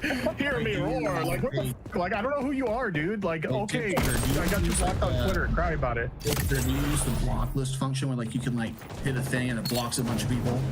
No, I don't do that. No. And yeah, you probably just saw something he said and just got disagreed with it and blocked him. Who cares? Yeah, I mean, it doesn't really matter. Yeah. Unfortunately, the Undead Chronic and Kite and Chaz were less knowledgeable than Manic, and thankfully, Manic was able to explain who Tipster was real fast, as well as Tipster's association with someone known as Keffels. Dude, so I have no idea who he is. I don't either. I just know Manic knows him, so. I just saw Manic tweet about it once. He's basically a lol cow now, but he's just like, you know, generic like commentary guy who just like basically talks into a mic on OBS, talking about how, you know, the next lynch mob going along. This guy's bad, and then you got like, not to explain his entire lore. Basically, he got a lot of goodwill from Suzulu. Then he just started like kind of like sneaking his friends, and then he betrayed everybody he knew for Keffels. I shit you not. And I'm pretty. all working together. Yeah, and also he is a married man who gets caught like thirsting over very mid-E girls, very constantly. But like, by the way, if you were to go like, I have a video, like scrolling video of going through Keffels' Instagram page, and every single Keffels' Instagram post with cleavage is liked by Tipster. Mostly just the ones with cleavage. Wait, why would you know that? He's on Twitter. You know what? Don't answer that. But who is Keffels? I'm sure many of you are asking. Well, that's a question that would be best answered by the Some Ordinary Gamers video, Why Keffels is a Complete Fraud. I don't watch Mutahar very often. As a matter of fact, I wouldn't be able to tell you the last one I did see. But this was a genuinely great video, and I would highly recommend watching it to find out. But I know that not everyone will switch off of here to watch it, so I'll give you the quick rundown. Keffels ran a scam campaign on a GoFundMe and made a whopping $100,000. Instead of using the money for what it was meant for, Keffels instead used it on drugs, booze, rehab, and streaming equipment. And that's actually just the surface of it too, because when you go deep into the Keppel's lore, when it comes to stuff like Catboy Ranch, it honestly becomes indefendable, which Tipster would end up doing regardless, but we'll get to that soon, because when I found out that this Discord call was real, I went straight to Chaz's stream. Games and call-ins. Was Tipster really here? Did Chaz do? Yes, addendum. Tipster did call in. The guy brought Tipster on. I did something that even Manic could not do. This was literally just spur of the moment, out of nowhere. Guys on Twitter saying like, hey, let's talk and blah, blah, blah. So, let's go. But I would get to call in after the fact and tell Chaz about Tipster recently opening up for the Steamies. Okay, let's add... Hey, what's going on, Chaz? It's good to finally speak with you. It's good to finally speak with you too. You've been in the YouTube, dude. I'm popping off. Dude, I know. Fucking bro. Do you know that his channel is actually dead? Of course it is, because he had to hop on my channel. He had to hop on my. He gets like 2,000 views per video with 100,000 subscribers. That is dead in the algorithm. And I'm over here making videos roasting anime characters like Marin. I don't know. Did you see that? Oh, sorry. No, go ahead. Go ahead. Did you see that video of him where he's like saying, "Cheers, guys," in front of that crowd of people? No, but this is at like some iDubbbz event a month ago. So he was in the city that this happened, but they used a pre-recorded video anyways, and he didn't show up to the event. Fucking loser. What is up, everyone? Tipster here. Well, as some of you HD fans may know, I'm the guy who says, "Cheers, my dudes. Love ya." And I was just taking a minute to thank you all for joining us for the Stevie Awards tonight, live at the Dolby Theater. Toast with me. So if you got yourself a drink, go ahead and raise it for me. And at the count of 3, I'm gonna have you all do a good cheers, my dudes, for me. Got it? Okay. Here we go. 1, 2, 3. Cheers, my dudes.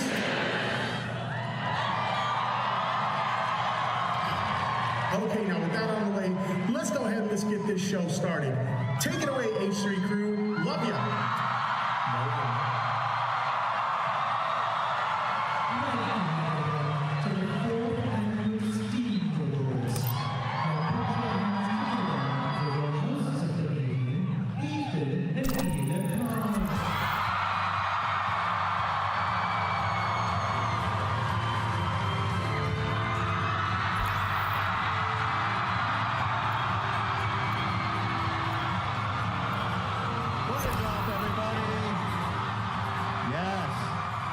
It is YouTube's sexiest night. Unfortunately, as I was leaving, Chaz asked me what I thought about the debate from that stream. And honestly, I had to tell him the truth that I never saw it. Then I also got to head out. You got to head out? All right, man. Yeah, I just wanted to call in, congratulate you, Chaz. And hey, thank you for that donation. You didn't have to do that. I do appreciate it. Hey, no worries.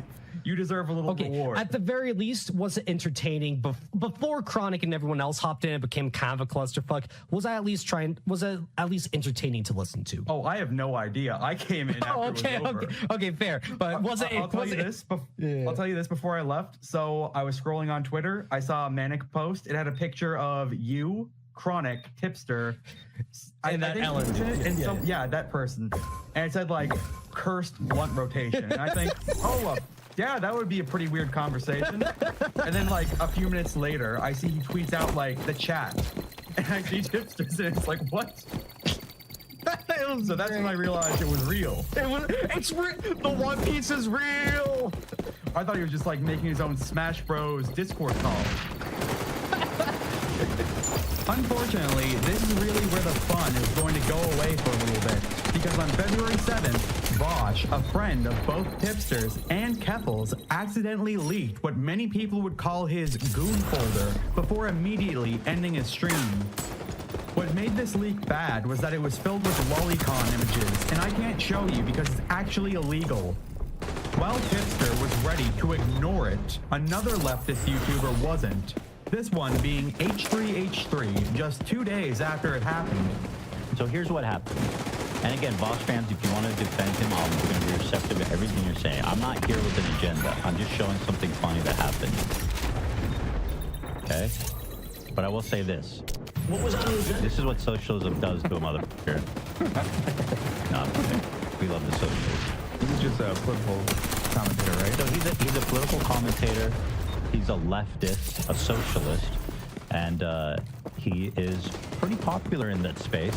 I mean, there's like probably 3 main political lefties, which is like Hassan, Vosh, and Destiny. So he's part of that trinity. He's one of the main guys. Got it. Not like mega popular because obviously it's a niche. But he's very popular in that space. I mean, his videos get hundreds of thousands of views, sometimes a million.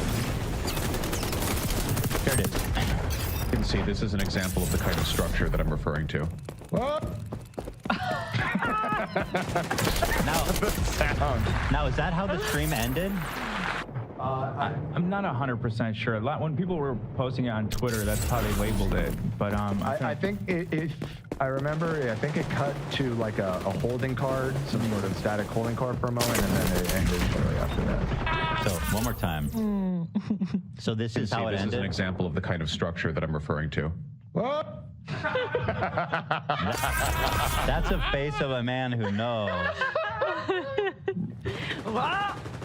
H3H3 even showed off some old Vosh clips, so that way we would know his stance on the situation.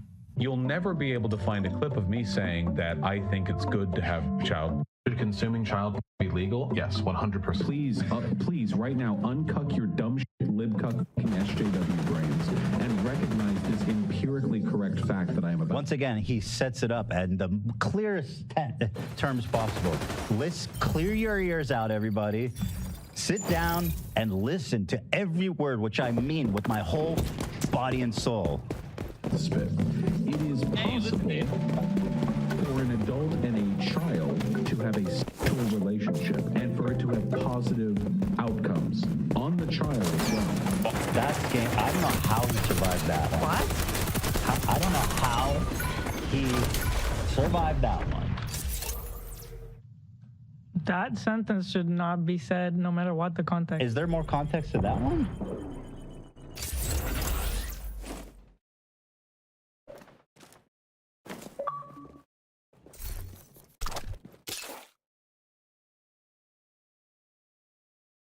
Yeah, it is. Yeah, that we have that clip as well. Phenomenal. I honestly think because I'm so. I can't wait. I think it's a mistake to be watching these clips because we're giving an opportunity to be like, oh, you're not understanding the full context. So just we're going to get the full context. You can't say that. That's not fair. We're going to watch them all. But we're almost done with the compilation. Okay. Remember Vosh's stance on the subject, because here, Ethan and Gila Klein see these photos for the first time. And again, remember that these two aren't Vosh A-logs, and even though Vosh is a really big channel, it's nothing in comparison to the H3H3 podcast, so they're not doing this for clout. Somebody on Twitter found like the high-res versions of all those images. Yeah. It's disgusting, dude. I gotta link it to you. Don't show this on stream. Oh, you found? Okay, yeah. Let me see. From what I saw, it was horrifically fucking disgusting. Dude, all right, make sure you don't show this up. Yeah, it's just don't even put it on the screen. Like just post it. I'm opening it. I'm opening. Yeah, just because the reflection on the. Okay. You opened I just clicked it and opened it. You opened it. I just clicked the fact it. What that was it's I supposed to drawn do? doesn't make it any No, I didn't put it on the screen. I didn't put it on the screen. All right, it didn't show anything. It didn't show anything. It didn't show anything anyway. But the fact that this is drawn is oh my God, these are the images. They found them all. Oh, it's even worse than I thought. Yeah. Holy shit. Okay, whoa, these people are psycho how they figured all this out. Yes, these are children. Like this photo here of like these are little girls. Anime, but they look really young. They're all drawings. Look at this one. This one, it's like Snow White. It's like busty, young-looking Snow White. So bad, dude. Yeah. With a. Look at this, Gila. I see. Okay, maybe. What's your argument? We get the idea. Yeah, you're right, Cam. That actually puts it into context for me. I mean, that's nuts, bro. Show us! The best part about this stream was when they read out Vosh's tweets replying to it, and Ethan Klein gave us an "I'm not your friend, idiot" moment. He said, "It's very disheartening. I thought I had something of a friend in Ethan." That's a new message. Based on what? There's nobody in the world. Cam, can you make us a supercut, please, of the Vosh Ethan friendship? Yeah, it's done. I just put in chat. I was gonna build a bridge. We were just about to build a Hold on, bridge. let me set that up. Let me get that ready. Bro, what is being friend? Oh, wait. New message. Why is Dan pretending not to know me? Ooh, scorned ex-lover Dan. Why is Dan pretending not to know me? Dan wept. Dan wept. What are you talking about? All I see is black. On I this think he image. means just from a. I have grown up with Megman. You don't know his content, maybe. Wait, I thought you were memeing. No, you no, actually said that? Yeah, I can send you it. He says, "Why does Dan what the fuck? pretend not to know me?" And apparently we're. I know of you. I know you as the Tacoma Web guy. You spend any time in Tacoma, Dan? Bro, Vosh, the best. Look, in my opinion, the best way to handle. Yeah, no, of course I know who he is. I've never watched his content regularly. I'm not a fan. Like that's all I said. Vosh, the best way to handle this is like, in my opinion, let's just be like, you know what, Ethan, you just typed in the thing. It's just black. Well, Cam said the image is just black. Right, that's the joke. What was the joke? I didn't hear the joke. I asked Cam for a supercut of you in Your relationship with Vosh. He's like, cool, Oh, I got it. I just dropped I it in the didn't get chat. it at first, too. Here's the supercut. Excellent. We're still 5 for. But Vosh, here's the thing. Let's just own it and say, you know what? You know what? I understand why it came off that way. Yes, I do have a zoo file thing, but like, I've never done it to an animal. That's different. Probably done. Probably just lie about it. Probably just lie about it. What does he do? What should Vosh do? I think for start, okay. You know what I would say? If we listen to his fans and supporters that have been yelling that this is bad faith and taking him out of context or whatever, and we just presume that this was purely just, badly worded stuff. At the very least, can we stop talking about horsecock? Let's make that and child agreement. pornography? Let's just not talk about it. That's a good start. Right? That's an offer of good faith. Let's cut out the CP justification. So let's stop philosophizing about CP. Find another example. Yeah. Right. Let's put that chapter of philosophy. Let's close the book on that one and put it in a dusty, dark shelf. We don't want anyone to read that one. To be sorted, yeah. To be sorted later. I'm not into book burning, but It's like the last scene in Raiders of the Lost Ark. Just like put it in one of those boxes. yes, 100%. of all his other CP takes. Yeah. It's just endless rows. No, so let's put those in a box and put them away with the horse stuff. Let's start from there. Let's start there, I think. Since that happened, Vosh has lost 20,000 subscribers. Think about just how many people that really is. And out of all those 20,000 people, Tipster was not one of them. Genuinely disappointed seeing what H3H3 Productions did to Vosh earlier tonight. You'd think after everything Hassan's community, as well as others in the past, have done to misrepresent Ethan, he wouldn't be so quick to do the same to others. Yet, here we are. He even used the same out-of-context clips alt-writers have used to defame Vosh time and time again. Whatever this was intended to be, there is one thing for sure. This was not the move, and it was an extremely bad faith misrepresentation of Vosh. Tipster doesn't care what was on Vosh's computer. All he cared about was who exposed him for it. I want to remind you that the issue was never Vosh showed his goon folder on stream. The issue was the contents that were in there. This was Tipster's ultimate hot take over the incident. Damn it, Vosh. None of this would have happened if you would just watch porn on your phone like a normal person. This was never in the script. After reading that, I just want to say that is the worst take I've ever heard in my life. Here, Tipster can be seen sweeping for Vosh on his stream and says it's just a funny moment. But Vosh was, you know, he's on his fashion arc, and he was on stream showing some stuff that I guess he was planning to buy or something to add to his fashion wardrobe. And in this moment, he accidentally leaked his porn collection. Oh, shit! Oh, shit! Not his entire porn collection, but a folder where he had some, you know, saucy images in there. Okay, so I'm gonna show you guys the clip. It's really funny. Obviously, I've censored the clip because I can't be showing you guys pornography on my stream. But here's a censored version of the clip. It happens fast, so be careful. You might miss it. You can see this is an example of the kind of structure that I'm referring to. Oh my God. The way he screams at the end. What? Let's watch it again. This is an example of the kind of structure that I'm referring to. Thank you for the membership. I'm going to be real with you. Ever since I heard from Anything for Views that H3's Vape Nation video was originally Filthy Frank's idea and H3 stole it, I essentially stopped watching him from then on out. But I can say that stream was more than fair, and they covered the important part. Not that Vosh's folder got out there for a second, but that he had cartoon CSAM on it. Even then, here, Tipster, knowing what the actual issue was, would go on to deliberately pretend that it was something else. And then this stream happened a couple days ago, and holy shit, I'm at a loss for words. We're gonna be reacting to a condensed version of this stream because the segment is like almost like 2 hours long or something like that. We don't have 2 hours to react to everything, so we're gonna react to a condensed version towards the end of this segment here. But just to kind of summarize what was said in this segment, there was a lot of bad faith misrepresentation of arguments that Vosh was making. Again, bad analogies that Vosh was using, analogies that even Vosh to this day will tell you, yeah, I probably should have used better analogies to make my points. Probably not the best to use the analogies I ended up using. But a lot of bad faith misrepresentation of Vosh's arguments, making defenses to arguments that Vosh wasn't making to begin with. The whole thing is just, it's poisoning the well in ways that you can't even comprehend. And I do see some people in the chat saying that, like, oh, but they showed the full videos, they showed the full context or whatever.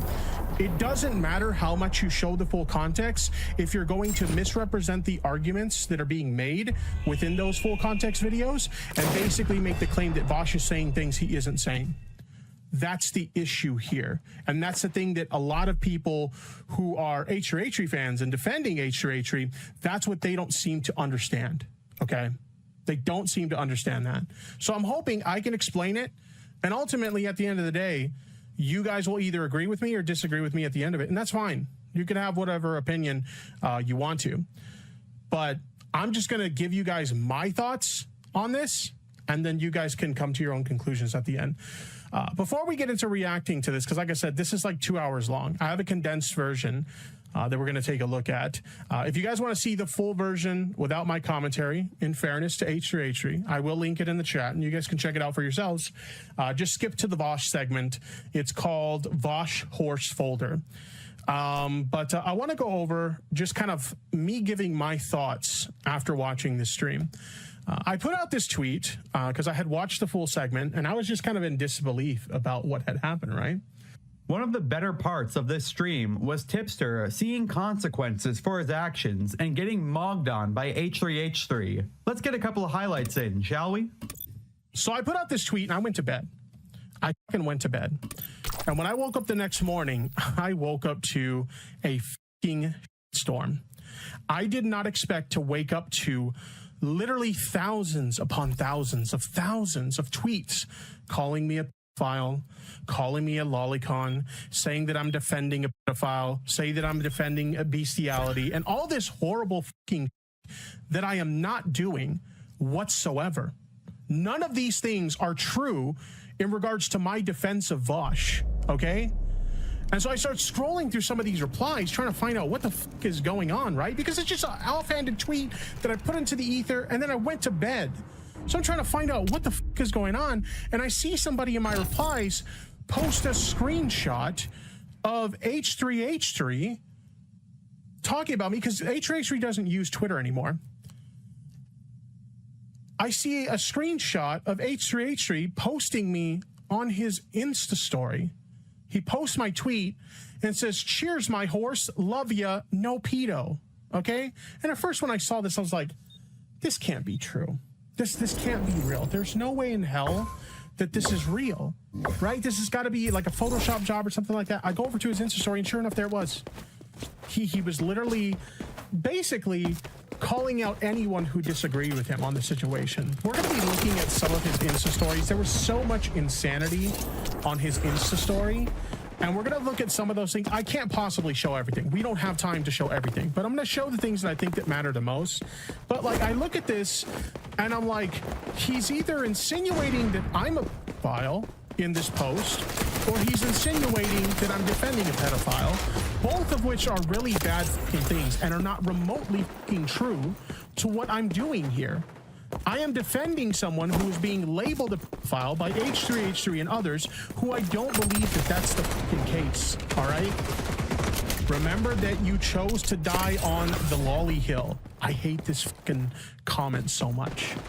And I will tell you exactly why I hate fucking comments so much. Because it's the exact same fucking thing that Keemstar said when I was defending a friend last year who falsely got accused of being a pedophile in a lolicon. And in that case, it wasn't fucking true either. The statement that I made in that case was that I was dying on the hill, that I didn't think my friend did anything wrong, and that I didn't think that she was a pedophile or lolicon. And Keemstar twisted that into tipsters dying on the lolicon hill. And to Keemstar, I say, f you for that, you bald fucking bastard.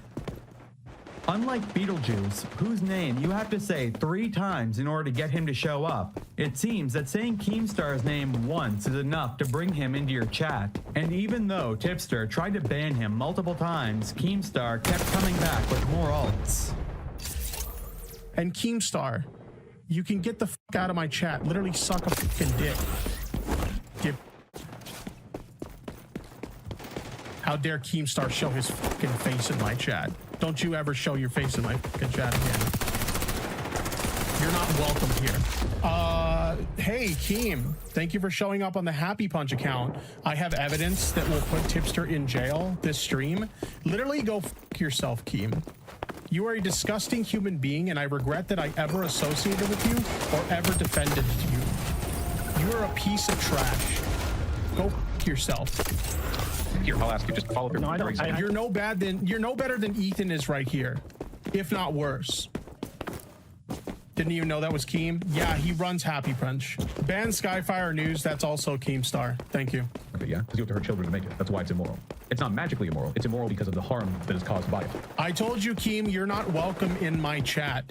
This is my chat is my fucking house, and you're not welcome here, you bald dome bastard. Get the fuck out. So, do we not possess other things? But it wasn't just Keemstar that would make a guest appearance in the chat. So would Boogie2998, someone who, according to Tipster, he is a massive fan of. Holy. Is this really Boogie? No way. Holy. Thank you so much, Boogie. I'm like a massive fan, my dude. You've been defending Bosch and this. All right, Boogie. I expected better from you, Boogie. I expected a lot better from you. That genuinely disappoints me. I don't know if you're just sucking up to Daddy Keem or something, but like, Jesus, dude. That's why the reason why I want to talk about it. If you actually think that I would defend that kind of, you don't know me, Boogie. And in fairness, you really don't know me. We've only talked a handful of times. But holy man, get fucking real. It's frustrating because... Now, for this part, I could not believe my ears when I heard it, and it actually got me mad, I'm not gonna lie. Here, Tipster actually says that he never saw the uncensored version of the clip that he's been defending to the death on Lolly Hill, as H3H3 said it. Tipster's defense is literally, Vosh might have had Lolly in his folder and Tipster didn't want to see it. And then actually implies that the people exposing Vosh are the actual PDF files. I need to warn you that this blatant hypocrisy is actually insane. Yeah, I mean, like, allegedly there's lolly in this folder, and unlike all these weirdos who are speaking out against it and are, like, actively going out of their way to look at it, I didn't want to see that. I'm like, if there's lolly in that folder, why would I want to seek that out and take a look at it? No, I don't want to fucking see that. Absolutely fucking not. And again, I have to make this point again. I think it's really fucking weird that these people, who I agree with when they say that lolly is problematic, I think it's really fucking weird that these people who are saying lolly's really problematic, and then they're saving it to their devices so that they can repost it and share it with other people. What are you doing? Like, if you think this is problematic content, why the fuck are you saving it onto your devices? I don't understand. And for, well, if they're organized by date downloaded, which is a common way to organize, right, then these will be temporarily related. Perhaps, yeah, okay, that's a good point. We need to know how those documents are organized. Or is it categorized by most games? He's up in King Raru like 1,000 times. That's his go-to, man. That's his closer.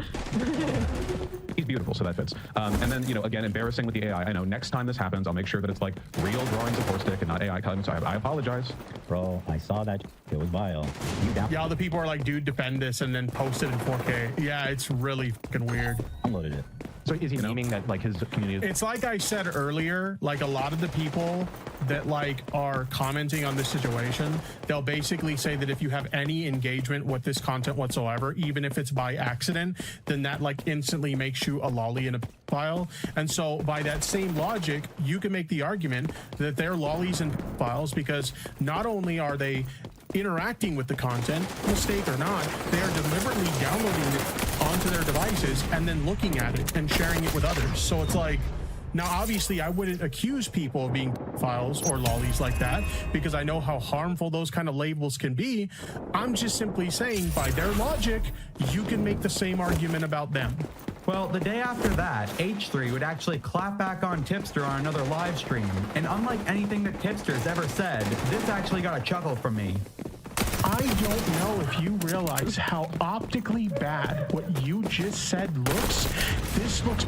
Dude, you are literally defending animated CP at this moment. And talking to me about optics. Holy. Fucking terrible. Wow.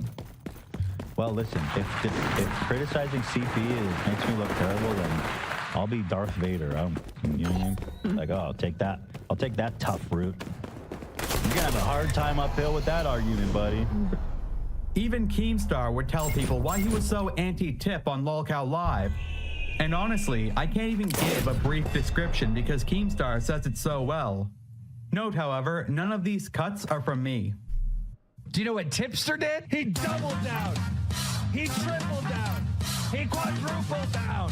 He quarter fucking pound. That's what Tipster did. This last thing that Tipster did, defending Lolly, is fucking personal to me. It's personal. I mean, all of this is personal because I'm a parent, but this is personal.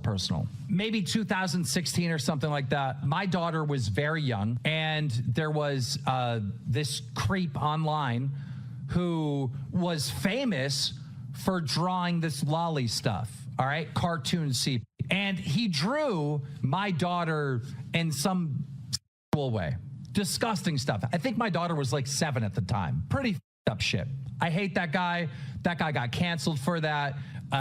He's a piece of shit.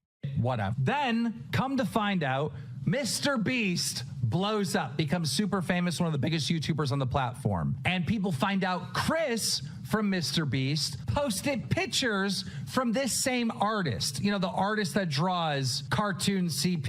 And so when Tipster found out about Chris from Mr. Beast getting canceled for posting cartoon CP, this was Tipster's response. Been a lot of people on the internet making a big deal about the fact that Chris Tyson from the Mr. Beast crew came out as gender non-conforming recently, and they're trying to like make a lot of outrage and drama surrounding somebody basically just trying to live their life. But it's gotten to the point where people started digging into like old tweets of theirs and stuff like that to find some reason to cancel them. And the latest thing is that apparently Chris Tyson is a file because he made some edgy jokes about lolly and kids. Now, I gotta be honest, they're not the kind of jokes that I personally would make, but we've literally gotten to the point where making edgy jokes makes you pedophile. I kid you not. That's how low the bar for pedophilia has become. At this point, give it like a month or two, and you'll be considered a pedophile just for breathing the same air as children. Yeah, nice. You see this guy on stream? This is the guy that's defended Lolly twice in the last year and defended Chris posting CP on Twitter, the same artist that literally got exposed and canceled for drawing my daughter when she was 7 years old. These are who these people are. It's not fun. It's not drama. It's not blood sports. It's disgusting and it's personal. It's personal. You know who else would give their opinion on this? A now sober, only use me Blade would be told about the situation and gave the response not of Mitt Romney, but of a normal person.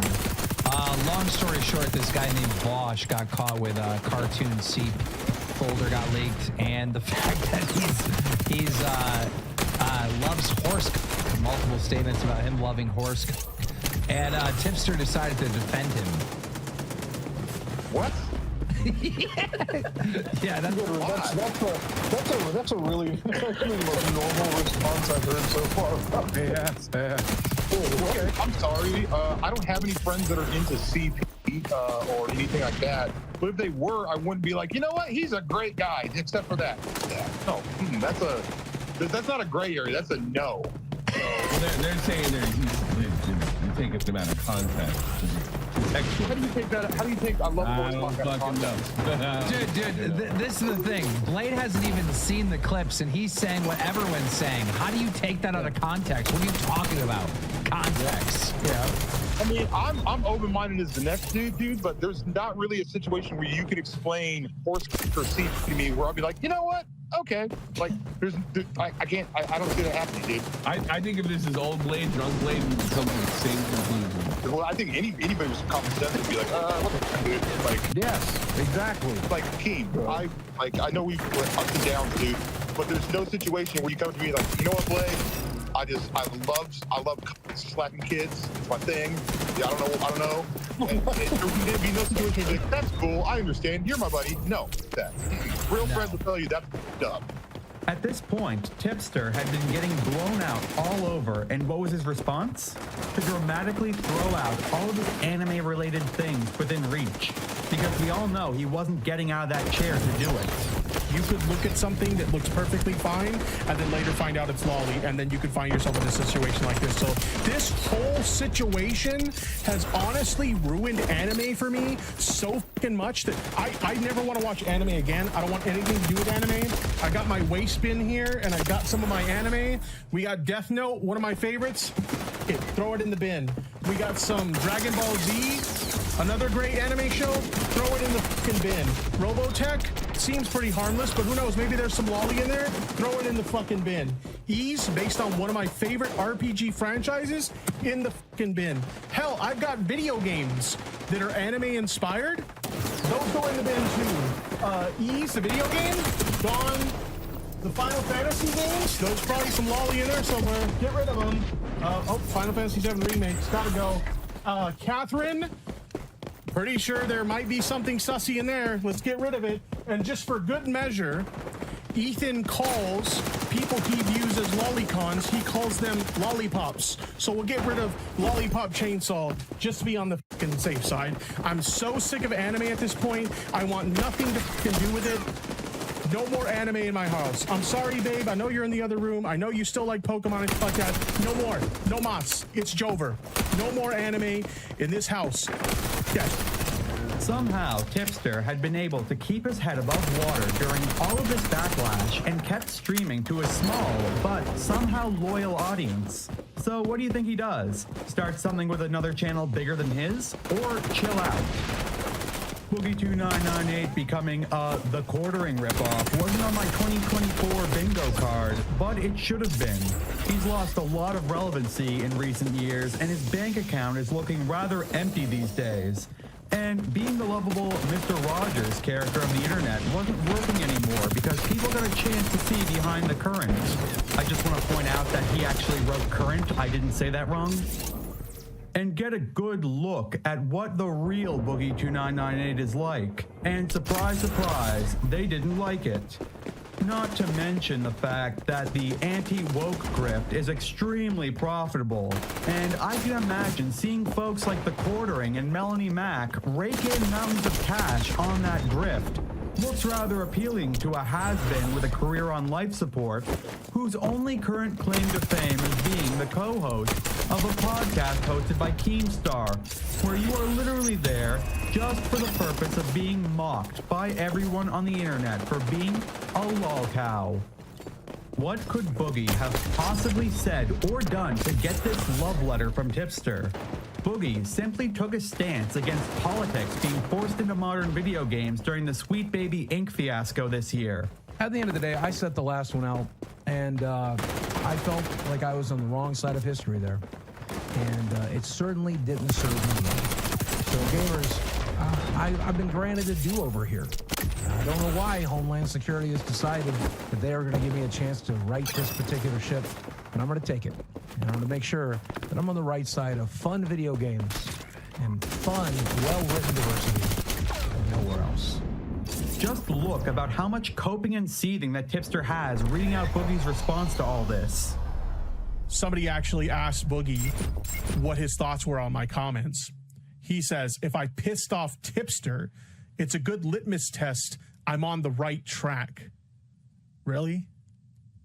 Before, my tweets related to Tipster weren't honestly that bad, but by this point, even though I was working on different projects, I was keeping up with Tipster's meltdown and went into Tipster's 30-viewer Twitch stream to say Boogie W. That was enough to get me banned from Tipster's Twitch chat. This was actually recorded by Chris the Narc while restreaming Tipster, and he was actually kind enough to give me this clip for the video. Filters on my glasses, then it started helping me a lot as well to get them. I wrote Boogie W. It got banned in chat. I see you, Addendum. I hope you guys. No. I hope you guys are doing great. A fallen soldier. A fallen soldier in his chat. So it looks like our chat's getting raided at the moment. That's okay. Getting raided. Getting raided.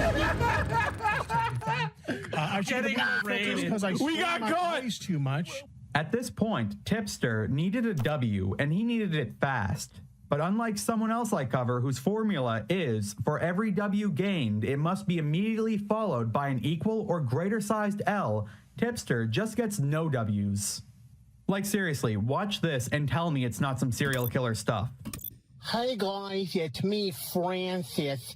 And you know, last time this Gamergate thing happened all those years ago, I feel like I was on the wrong side of history. I was just kind of a bit of a fence sitter last time. And so this time, I want to make sure I'm on the right side of history. You know, last time that big meanie Anita Sarkeesian was so mean to me at VidCon, and I didn't like that very much. So this time, I'm going to side with all the racists and the Nazis and stuff like that, because they seem to think I'm a really cool guy, and they seem to be on the right side of this thing this time. And like I said, I want to be on the right side of history this time around. You know, there was that infamous stream clip of me saying that, you know, at least, you know, racists and Nazis, they stand by what they believe in.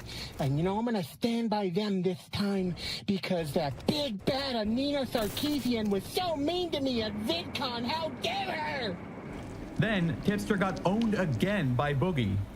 Tipster, glad to see you stop defending Vosh and his lollipop and horse fantasies long enough to type this. But no, unlike you, a person who got ejected from the commentary community to go fly rainbow flags, I am no grifter. You are a perfect example of the type of person whose politics should stay away from video games. I don't want you and your pedophilic anywhere near them. Politely, go f yourself. Boogie even exposed Tipster for breaking the fat guy code and then ripped into the tip. And that is Tipster. And that sucks, because I normally abide by the fat guy code, where fat guys tend to leave other fat guys alone if we can. But Tipster drew first blood, and I'm going Rambo on his ass. I block everybody on Twitter almost for no reason. People seem to like it when I do it. They wear it as like a badge of honor. Oh, look, Boogie blocked me. And also, I don't have to deal with their bullshit. But Tipster, that's not why I blocked you. I blocked you because you were a disgusting, depraved human being. It was just last month you were defending drawn photos of child pornography, and that just irks me in the worst way humanly possible. Your only online friend left is Keppels, and she threw you under the bus because you were defending child. I may not be Mr. Rogers, but at least I don't have a history of both harassing online e-girls as well as online trans women. You call me a grifter because I broke my silence on this whole video game topic. You're the one who left the commentary community to go fleece the LGBTQ. You want to warn me about aligning myself with the right? Well, you know what? That's not something I plan to do. I just want to align myself with people who like video games, and there's plenty of people on the left that do that. But you're choosing to ally yourself with the left and only the left, excluding anybody that happens to be in the middle or the right, and that's a really bad plan for you. The reason you're failing at everything you're trying to do right now is because you're trying to appeal to the left, because you're such a vile, disgusting person that even they don't want to have anything to do with you. Regurgitating the left's talking points can only get you so far, and when somebody on the left finds out that you harass women or defend child, they don't want to have anything to do with you. So Dipster, now I'm done with you, and I'm going to go back to blocking you because I don't want you accidentally retweeting Raleigh onto my timeline, because you've done that. You've done that, and I don't want to see it. I rarely choose to make videos like this. I rarely choose to respond, and when I do, I always try to keep some decorum, but you deserve none of it. You are down to the last shred of internet dignity that you had left, and that person's name was Keffels, and even she can't stand you. I'm done. Tipster was then offered to debate Boogie on Lolcow Live and instead messaged Boogie saying, "Suck my balls," blocked Boogie and ran away, making Boogie the winner of whatever that fight was. Well, no, he called you a coward, so let's find out who the coward is. Oh, he messaged me and says, "Suck my balls." Wait, but he called... The messenger back Boogie asked if you And can then he find it. blocked me again. What? Tell him you don't have horse balls. Yeah, I don't think he'd be interested if I'm not a publicly tweet out, Tipster, you called me a coward. I'm down to have a 1v1 debate with you. No one else, just me and you. Right now, give me your goddamn Discord, and then we're all gonna go retweet it. We're all gonna go slap a like on it. We're gonna build the pressure, and while we're waiting for Tipster to respond, we're gonna get Rich on here. Yeah, we'll talk to Rich. He's playing games. He's a coward. He knows he can't actually hold his own in this conversation, so he's not going to have. Like I said, I will step completely out if he's worried about like my intellect or anything like that. And after the whole thing was settled, Manic the Manic Mechanic from earlier would go over the recent events, this time with a special guest. Oh, how's it going, everyone? But wait, Adentum pointed out to me. All right, if you look at this, look at the bed. Look at how much it sinks in. Oh, man. That looks like a beanbag chair the way he's sitting on it. When did this video? It came out in 2011. Who is that? It's Flamenco. Shut up. No, it's not. It's not. I think it's not, but it looks like him. He looks like John Stossel if he was like 40 pounds heavier and much younger. Fun fact, 7 months ago, me and Manic were neck and neck in a race to see who could get 10,000 subscribers first. So when we laugh at Tipster's numbers, it's real. But look at those views. Yeah. Oh yeah. That moment when little old us gets more views. This meeting of the minds even tried to figure out how to fix Tipster's channel and life, but unfortunately, we couldn't do it. Well, honestly, at that point, I would just quit. Like if you fell off that hard, just leave, bro. Or if you woke up one day as Hipster in his body and you couldn't sunset, how would you fix it? How would I fix? Go to the gym. Okay, are you talking about like? I was about to say go to the gym. Are you talking about like literally just everything? Everything. Okay. Well, dude, like you gotta fix his channel and his body. I have to fix his channel too. Does he even have like the money to like hire an edit? Dude, there's no way he can't. There is, dude. It's already done for. He killed his channel. It's done. There is no coming back from this. Most of look at the number of subscribers he has. Look at the views. Look at the ratio. It's not happening. You need to just reset, start a new channel, and maybe do like video essays or something. That's literally what you have to do. Come back as a VTuber, Tipster. Come back as a VTuber. A Jabba the Hutt VTuber.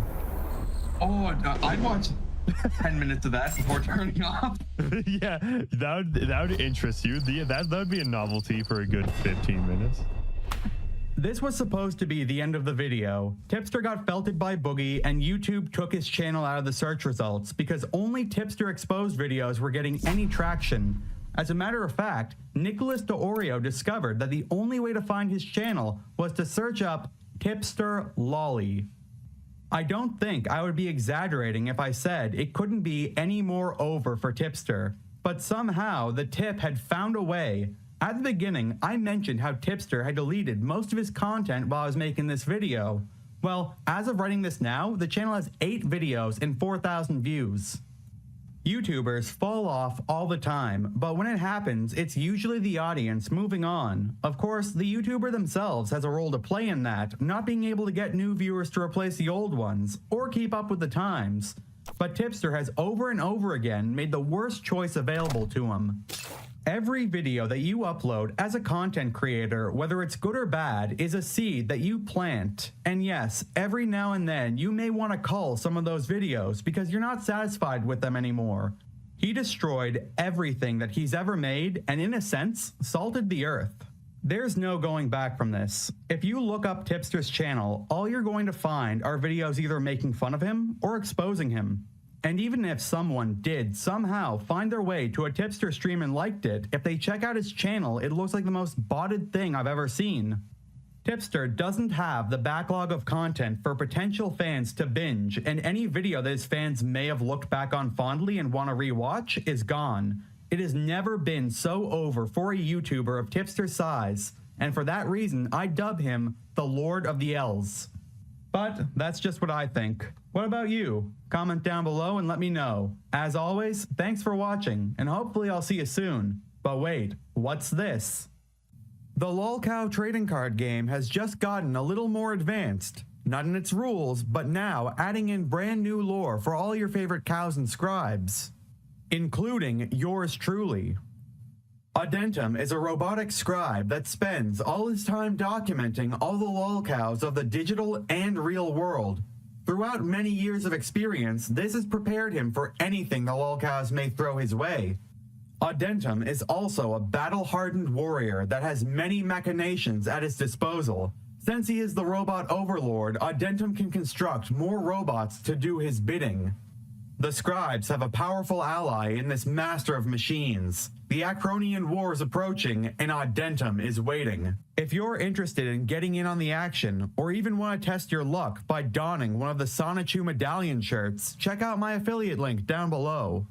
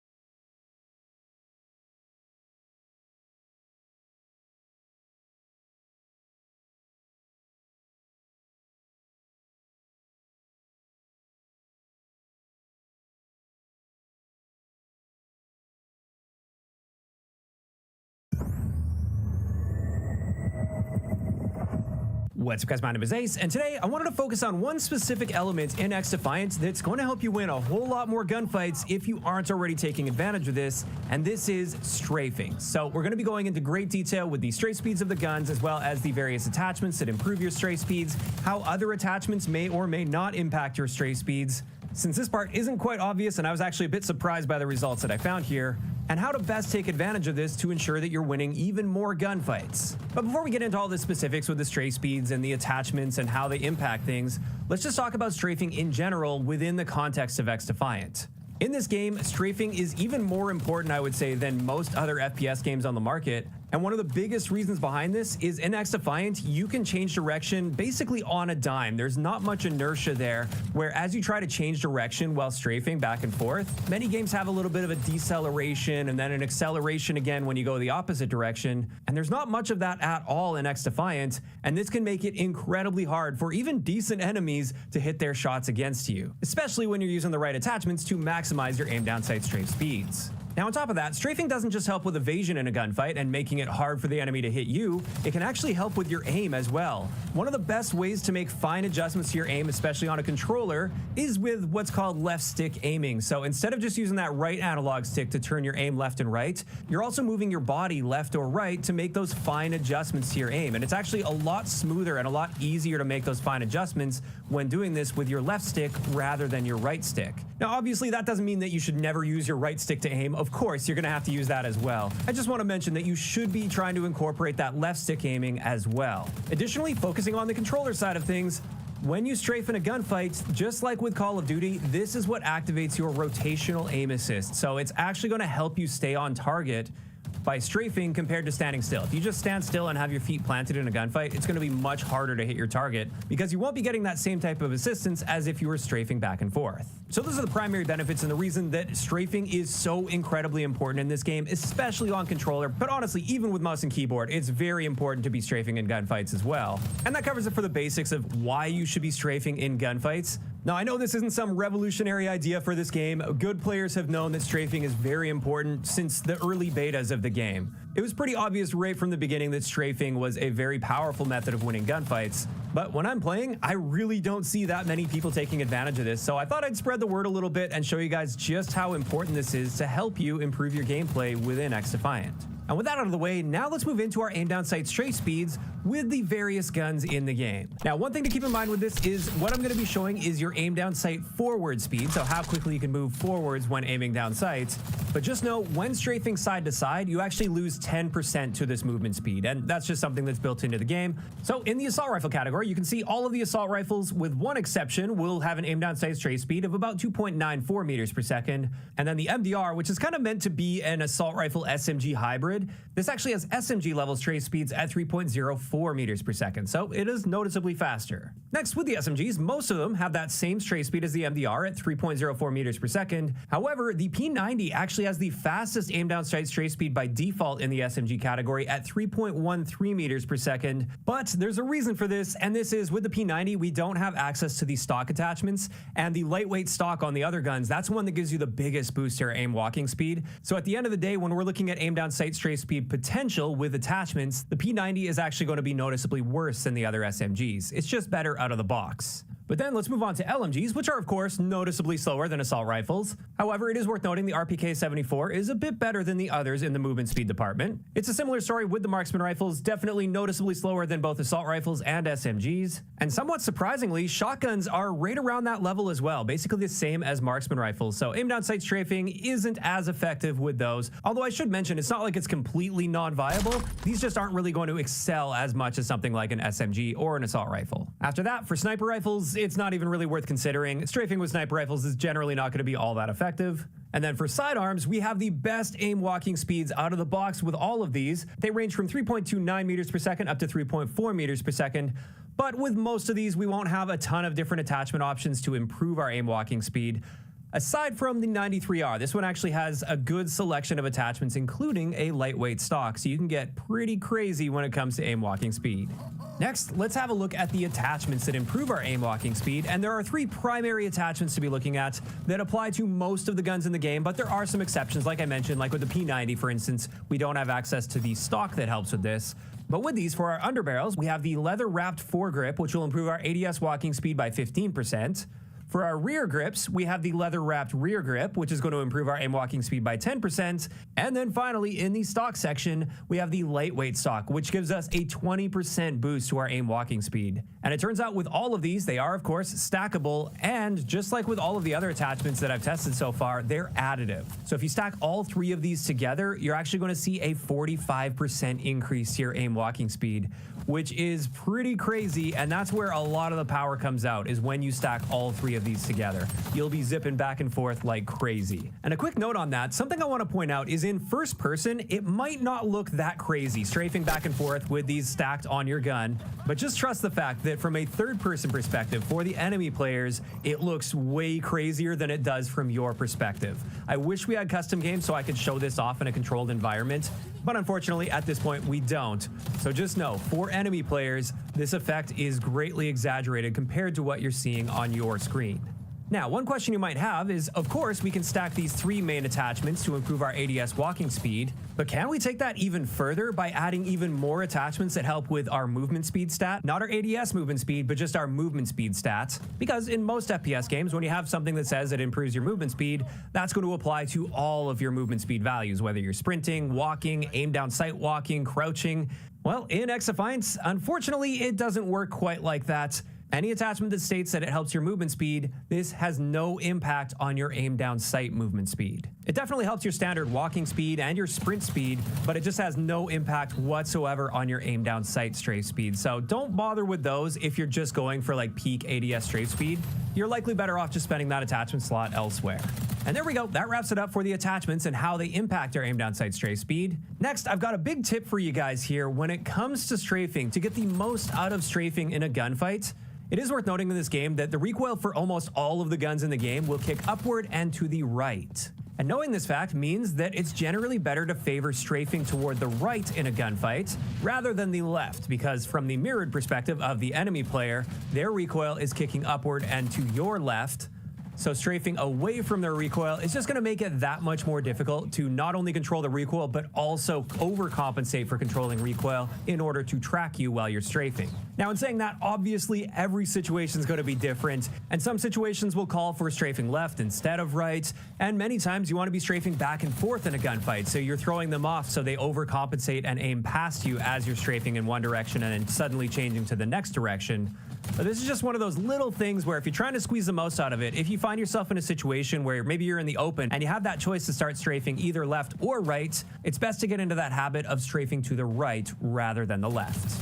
And there we go. That is going to wrap it up for today's video, talking all about aim down sight strafing in XDEFIANT. In my opinion, when we're looking at attachments for regular guns, we're not talking about like sniper rifles, but like assault rifles and SMGs, for instance. In my opinion, this is the #1 most important stat to be trying to improve. It's far more important than trying to get your recoil under control, because recoil is really basic in this game, and that recoil recovery stat is totally useless. Also, I did recently make a video talking about the attachments that improve our rate of fire, and while those are great attachments as well, I would argue that strafing faster in a gunfight is even more important than slightly improving our time to kill potential with those. So if you're somebody that hasn't really played around with this yet and hasn't really tried to take advantage of strafing in gunfights, next time you hop on XDEFIANT, I highly encourage you to pop on these aim down sight strafe speed attachments and just make a serious effort to I strafe like a motherfucker.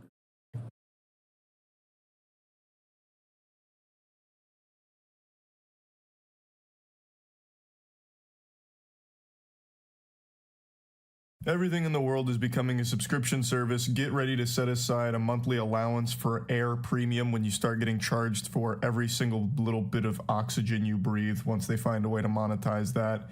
It's just such a frustrating trend. It's worse than Tide Pods, honestly. But what's even worse about the subscription plague is when some services make it very difficult to cancel, making it a ton of hoops that you have to jump through and just a complete nuisance. And there's no industry worse about this than journalism. This is, I don't know what's happened to journalism, but it is fucking atrocious. Not only like the quality of articles, but even just the ability to access articles. I've done this on stream innumerable times by this point, where if you go to an article without an ad block on, you can't see the article because it's just completely filled, inundated with ads out the wazoo, with auto-playing banner ads, in paragraph ads that split everything up, and all you see is ads. And if you go on mobile, you're better off just closing your eyes. You'll get the same amount of information. It's terrible. It's absolute trash. It should be illegal. Like, I actually think there should be a limit to how many ads can be on these websites, because you can't even access the content. It's unacceptable. And some websites don't even allow you to see an article without your ad block being turned off, which is why I have it off when I stream, so I can at least access an article. If that's the word. I don't even know if I can use that word for it, because the only thing I'm accessing is a goddamn migraine looking at all these fucking stupid ads that are just like laser beaming my eyes. But if you do make the mistake of subscribing to some of these journalism outlets in order to actually read some of their trash, you become their bitch. You become their prisoner for life. You're trapped in there with them. Like, you can't escape. It's an actual Elden Ring DLC boss battle if you try and unsubscribe from some of these outlets. And the worst culprit by far that I can find is The Economist. I saw these screenshots today and learned that this is common practice for The Economist when you try and unsubscribe. There are so many posts on Twitter and Reddit, as well as just like other forums, that document how painful of an experience it is to unsubscribe from The Economist, because they make it as difficult and complicated and long as possible in the hopes that you'll just give up and just keep your subscription. It's so foul. That has to be illegal. It really does. But anyway, here's the live chat here, because in order to unsubscribe from The Economist, you have to talk to somebody there. You can't just automatically do it, which I feel should be a basic necessity if you're offering a subscription service. You should have a way to automatically unsubscribe and cancel it. I don't think you should have to communicate with anyone at the company you're unsubscribing to. But at The Economist, they clearly disagree. So here they say, "Hi Austin," with an exclamation point. Super excited to be having this conversation. Party poppers just went off the second this live chat was initiated. Sorry to hear that you wish to cancel your subscription. I'll certainly help you with your request. Allow me a minute. While I'm doing that, may I know how your day has been so far? To which they just say, "Fine, thanks." Short, sweet, to the point.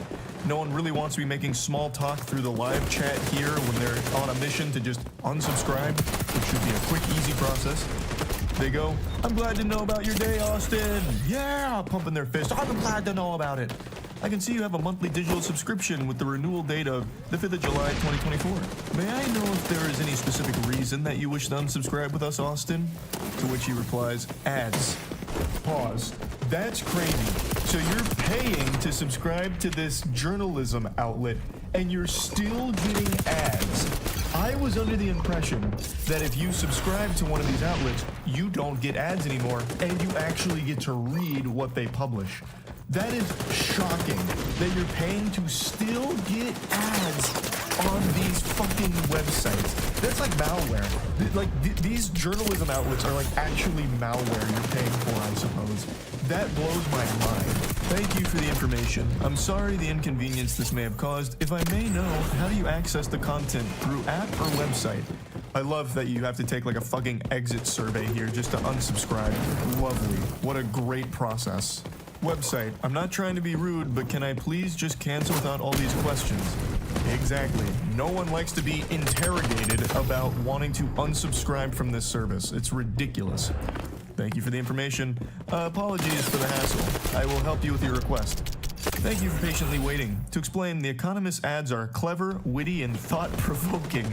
They're driving like this hard sell on like, well, actually, these ads are incredible. We have innovative ads that use these things called jokes. Humor is actually one of the most important things of The Economist, because we believe if you're reading The Economist, we gotta put a smile on that face. And we do that through these extremely clever and witty ads. Oh my god, it's so fucking dystopian. They engage readers by making them feel part of an elite club. For instance, iconic ads imply that reading The Economist makes you smarter or more informed. Like most media outlets, The Economist relies on advertising revenue to sustain its operations. Ads help cover production costs, pay journalists, and maintain the quality of content. I have no doubt that customer service is trained to do this. It's not something they really want to be doing. But holy shit, that is such a crazy thing to attempt. Like, oh, you're leaving because of ads? Are you sure? Our ads are witty. Like, ads should be a reason you want to stay. Our ads are so good.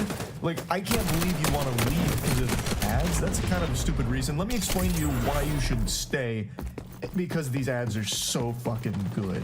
I also love trying to guilt them a little bit, like, well, ads are a necessary evil. Well, excuse me, not evil, a necessary blessing to our readers because they help sustain the website and pay for all of these costs. Well, what the fuck is the point of the subscription service then? Like, you're double dipping. If you're subscribing to something here, you shouldn't be getting ads on top of it too. At least I don't think so. Or at the very least, non-intrusive ads. If you're still going to put ads to subscribers, it should at the very least rule out the possibility of getting in-video ads, banner ads, in-article ads, fucking audio blasting ads. It should... If you're going to put ads into these subscriptions, I suppose, it should be the least intrusive ones, like at the very bottom of an article, perhaps. Like, it's stupid. This is really stupid. But above all, you should just let people be able to unsubscribe without this kind of hassle. This is absurd. So it's not just a live chat that you have to go through, though there is so many screenshots from people having almost identical experiences with the Economist live chat when trying to unsubscribe. There's also been cases where they kind of require you to call if you don't want to wait in a live chat queue. So your options are either call the Economist or go through this song and dance with live chat. Like, that's so inefficient and just a complete waste of time. And it's on purpose, because like I said, the idea is if you make it a long, tedious process, most people, or not most people, some people will probably just be like, okay, fuck it, I'll just keep subscribing and I'll occasionally read this, I suppose. Like, it's just one of those things like a gym membership. Gym memberships are notorious for this, where if you try and cancel a gym membership, they require you to go in there in person in some places in order to cancel it. And for a lot of people, that makes it a lot more inconvenient, so they end up pushing it and procrastinating, so they end up paying for it longer than they planned on. It's that same practice here from The Economist, but worse, because now you have to directly be interacting with and being guilted by and getting fucking, like, car salesmen on by their representatives at The Economist. It's unacceptable. Now let's take a closer peek here at the process. Cancel your subscription. We're sorry to hear that you would like to cancel your subscription. The best way to get in contact with us is through our live chat service, which is open 24/7 and directs you to that service. Why do you have to get in contact with them? Why not just offer like an automatic cancellation service as opposed to a live chat one? I think that's a little much, but whatever. Alternatively, if you don't want to wait there, you can find some phone numbers with a dedicated service center that will be happy to assist you. You get to contact someone directly who will be giving you these sales pitches as you're trying to leave the service. And if you look to the right there, you can see the live chat that this user has started. Before I process your account, I would love to tell you about the Espresso app. The Espresso app from The Economist, which is a slimmed-down version of The Economist, offers a condensed experience which you can fully personalize to what you enjoy. It's super popular for people with less time on their hands. You can stay connected to the content while commuting, running, or doing your grocery shopping, and you have access to another free trial. It costs $12.90 for the month, or $129 per year. Sorry, it's a little blurry there. I couldn't read that. So they're trying to unsubscribe from The Economist, and while they're trying to process that request, they're trying to pitch them on another service from The Economist, an app that does the same fucking thing, but in a different way. Who the fuck thinks that's a good idea? Oh, I see you want to leave The Economist. Well, have you thought of downloading The Economist app, our partner companion app? Well, here's why you should do it, and here's the cost for doing it. Would you like me to sign you up? I can do that real quick while I'm processing your unsubscribe request.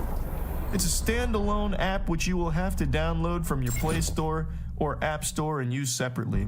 I can switch you to the free trial Espresso today. This offer will reduce your payment from $29.90. Jesus Christ, it's just ridiculous. I can't even keep reading it. It's so absurd. Anyway, I'm not going to keep ranting about this. You get the point. If you're offering a subscription service, offer an easy, convenient way to cancel it. That's it. That should be an actual law, that if you have that, you must also have a way of getting rid of it easily without it being a complete fucking nuisance. That's really about it. See ya.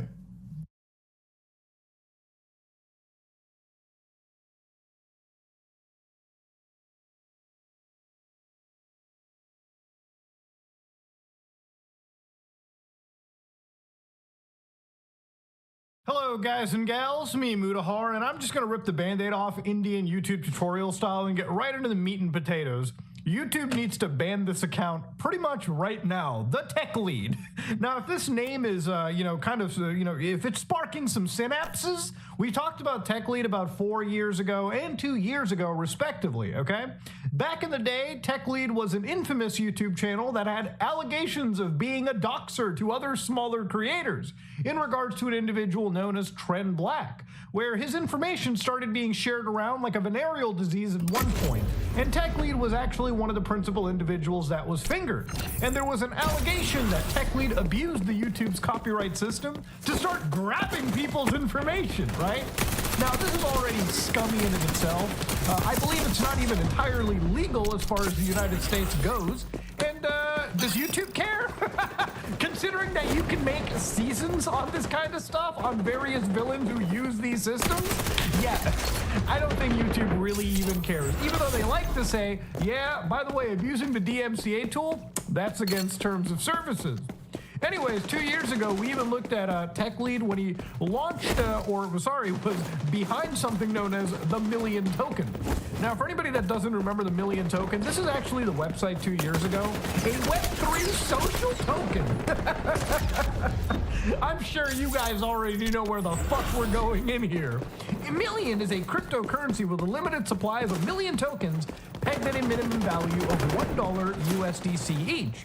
Remember, like, well, Muda, how does he make sure that that million token is pegged at $1? Well, apparently it's, Tech Lead's understanding, his own words, by the way, on tape, that apparently he put $1 million of his own money into the actual token to basically, at least peg each token to $1 because of an actual physical US dollar or the USDC still available. Now, at the time 2 years ago, me, CoffeeZilla, and plenty of other internet people covered this guy's coin. And we used his own words, examined the blockchain, and at least from CoffeeZilla's assessment, and my assessment, and plenty of others, it turns out that Tech Lead's account maybe, were alleged to actually be siphoning money out. Who they were to, who they were from. This is for all the USDC pools, the multiple million token pools. And according to my calculations, Tech Lead has pulled out and siphoned into a bunch of shell accounts a total of $3.3 million. Now, $3.3 million, that's a lot.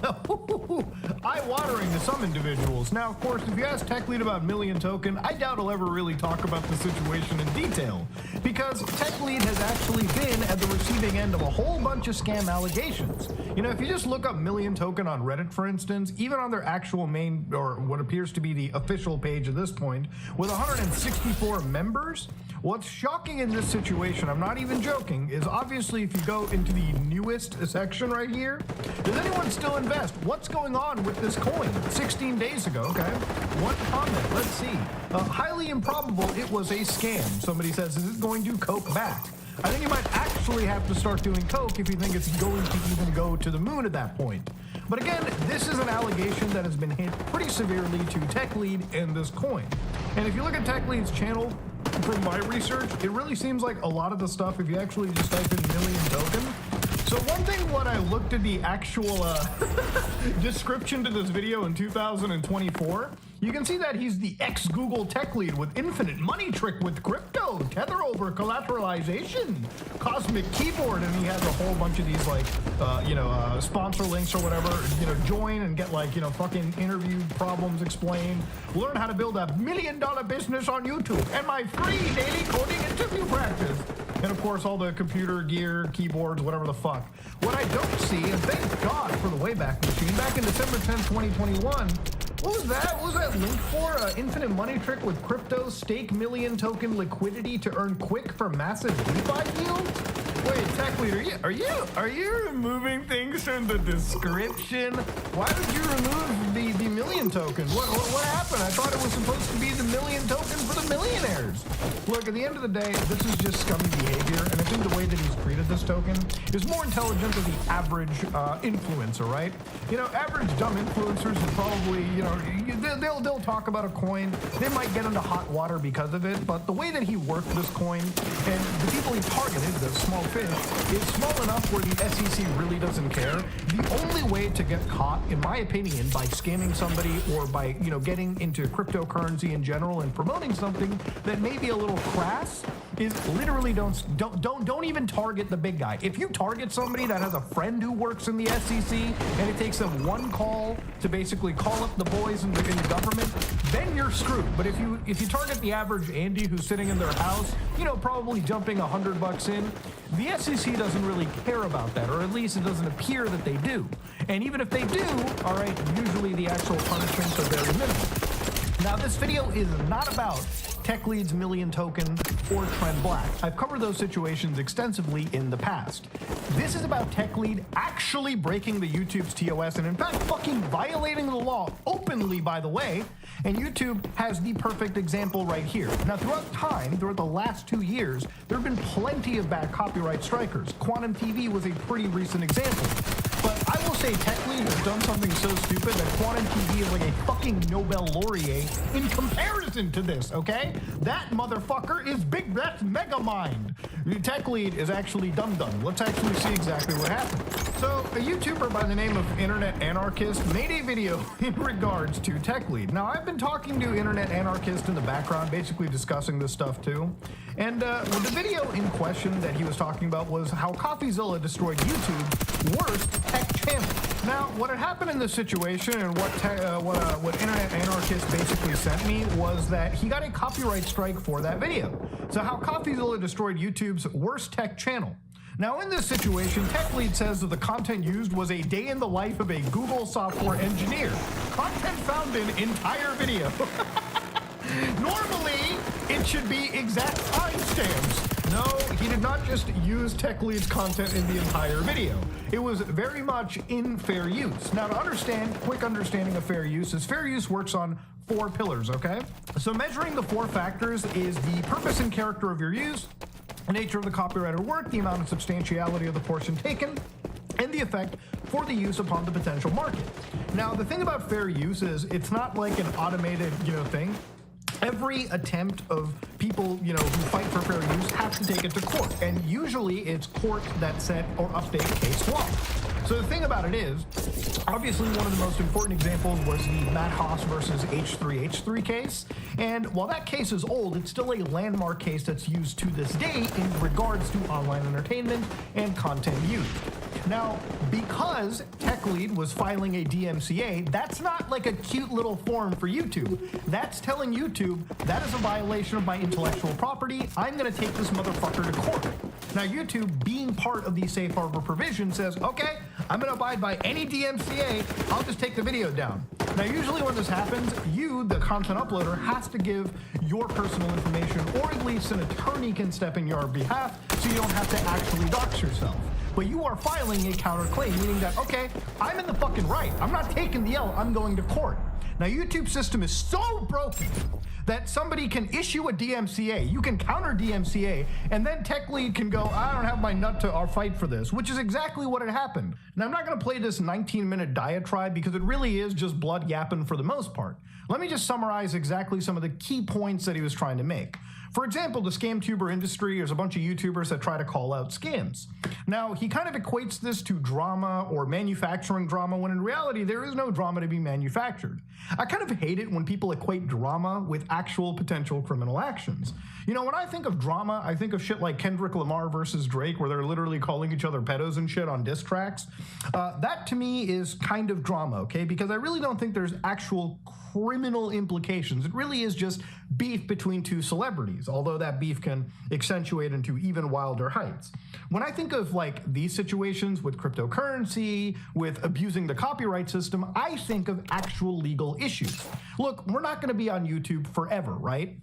But we want to leave this platform a better place than when we started. If you let false flaggers win, then the whole future of the platform in terms of commentary, in terms of actually self-policing our communities, that's going to be in danger. I don't consider, calling out somebody like Mama Max to be drama in a situation. I think calling out somebody that is not taking serious investigation seriously and putting actual criminals behind bars, or rather letting them get away or fabricating entire stories, is a net negative to the platform because it sends a really bad idea out into the minds of impressionable individuals.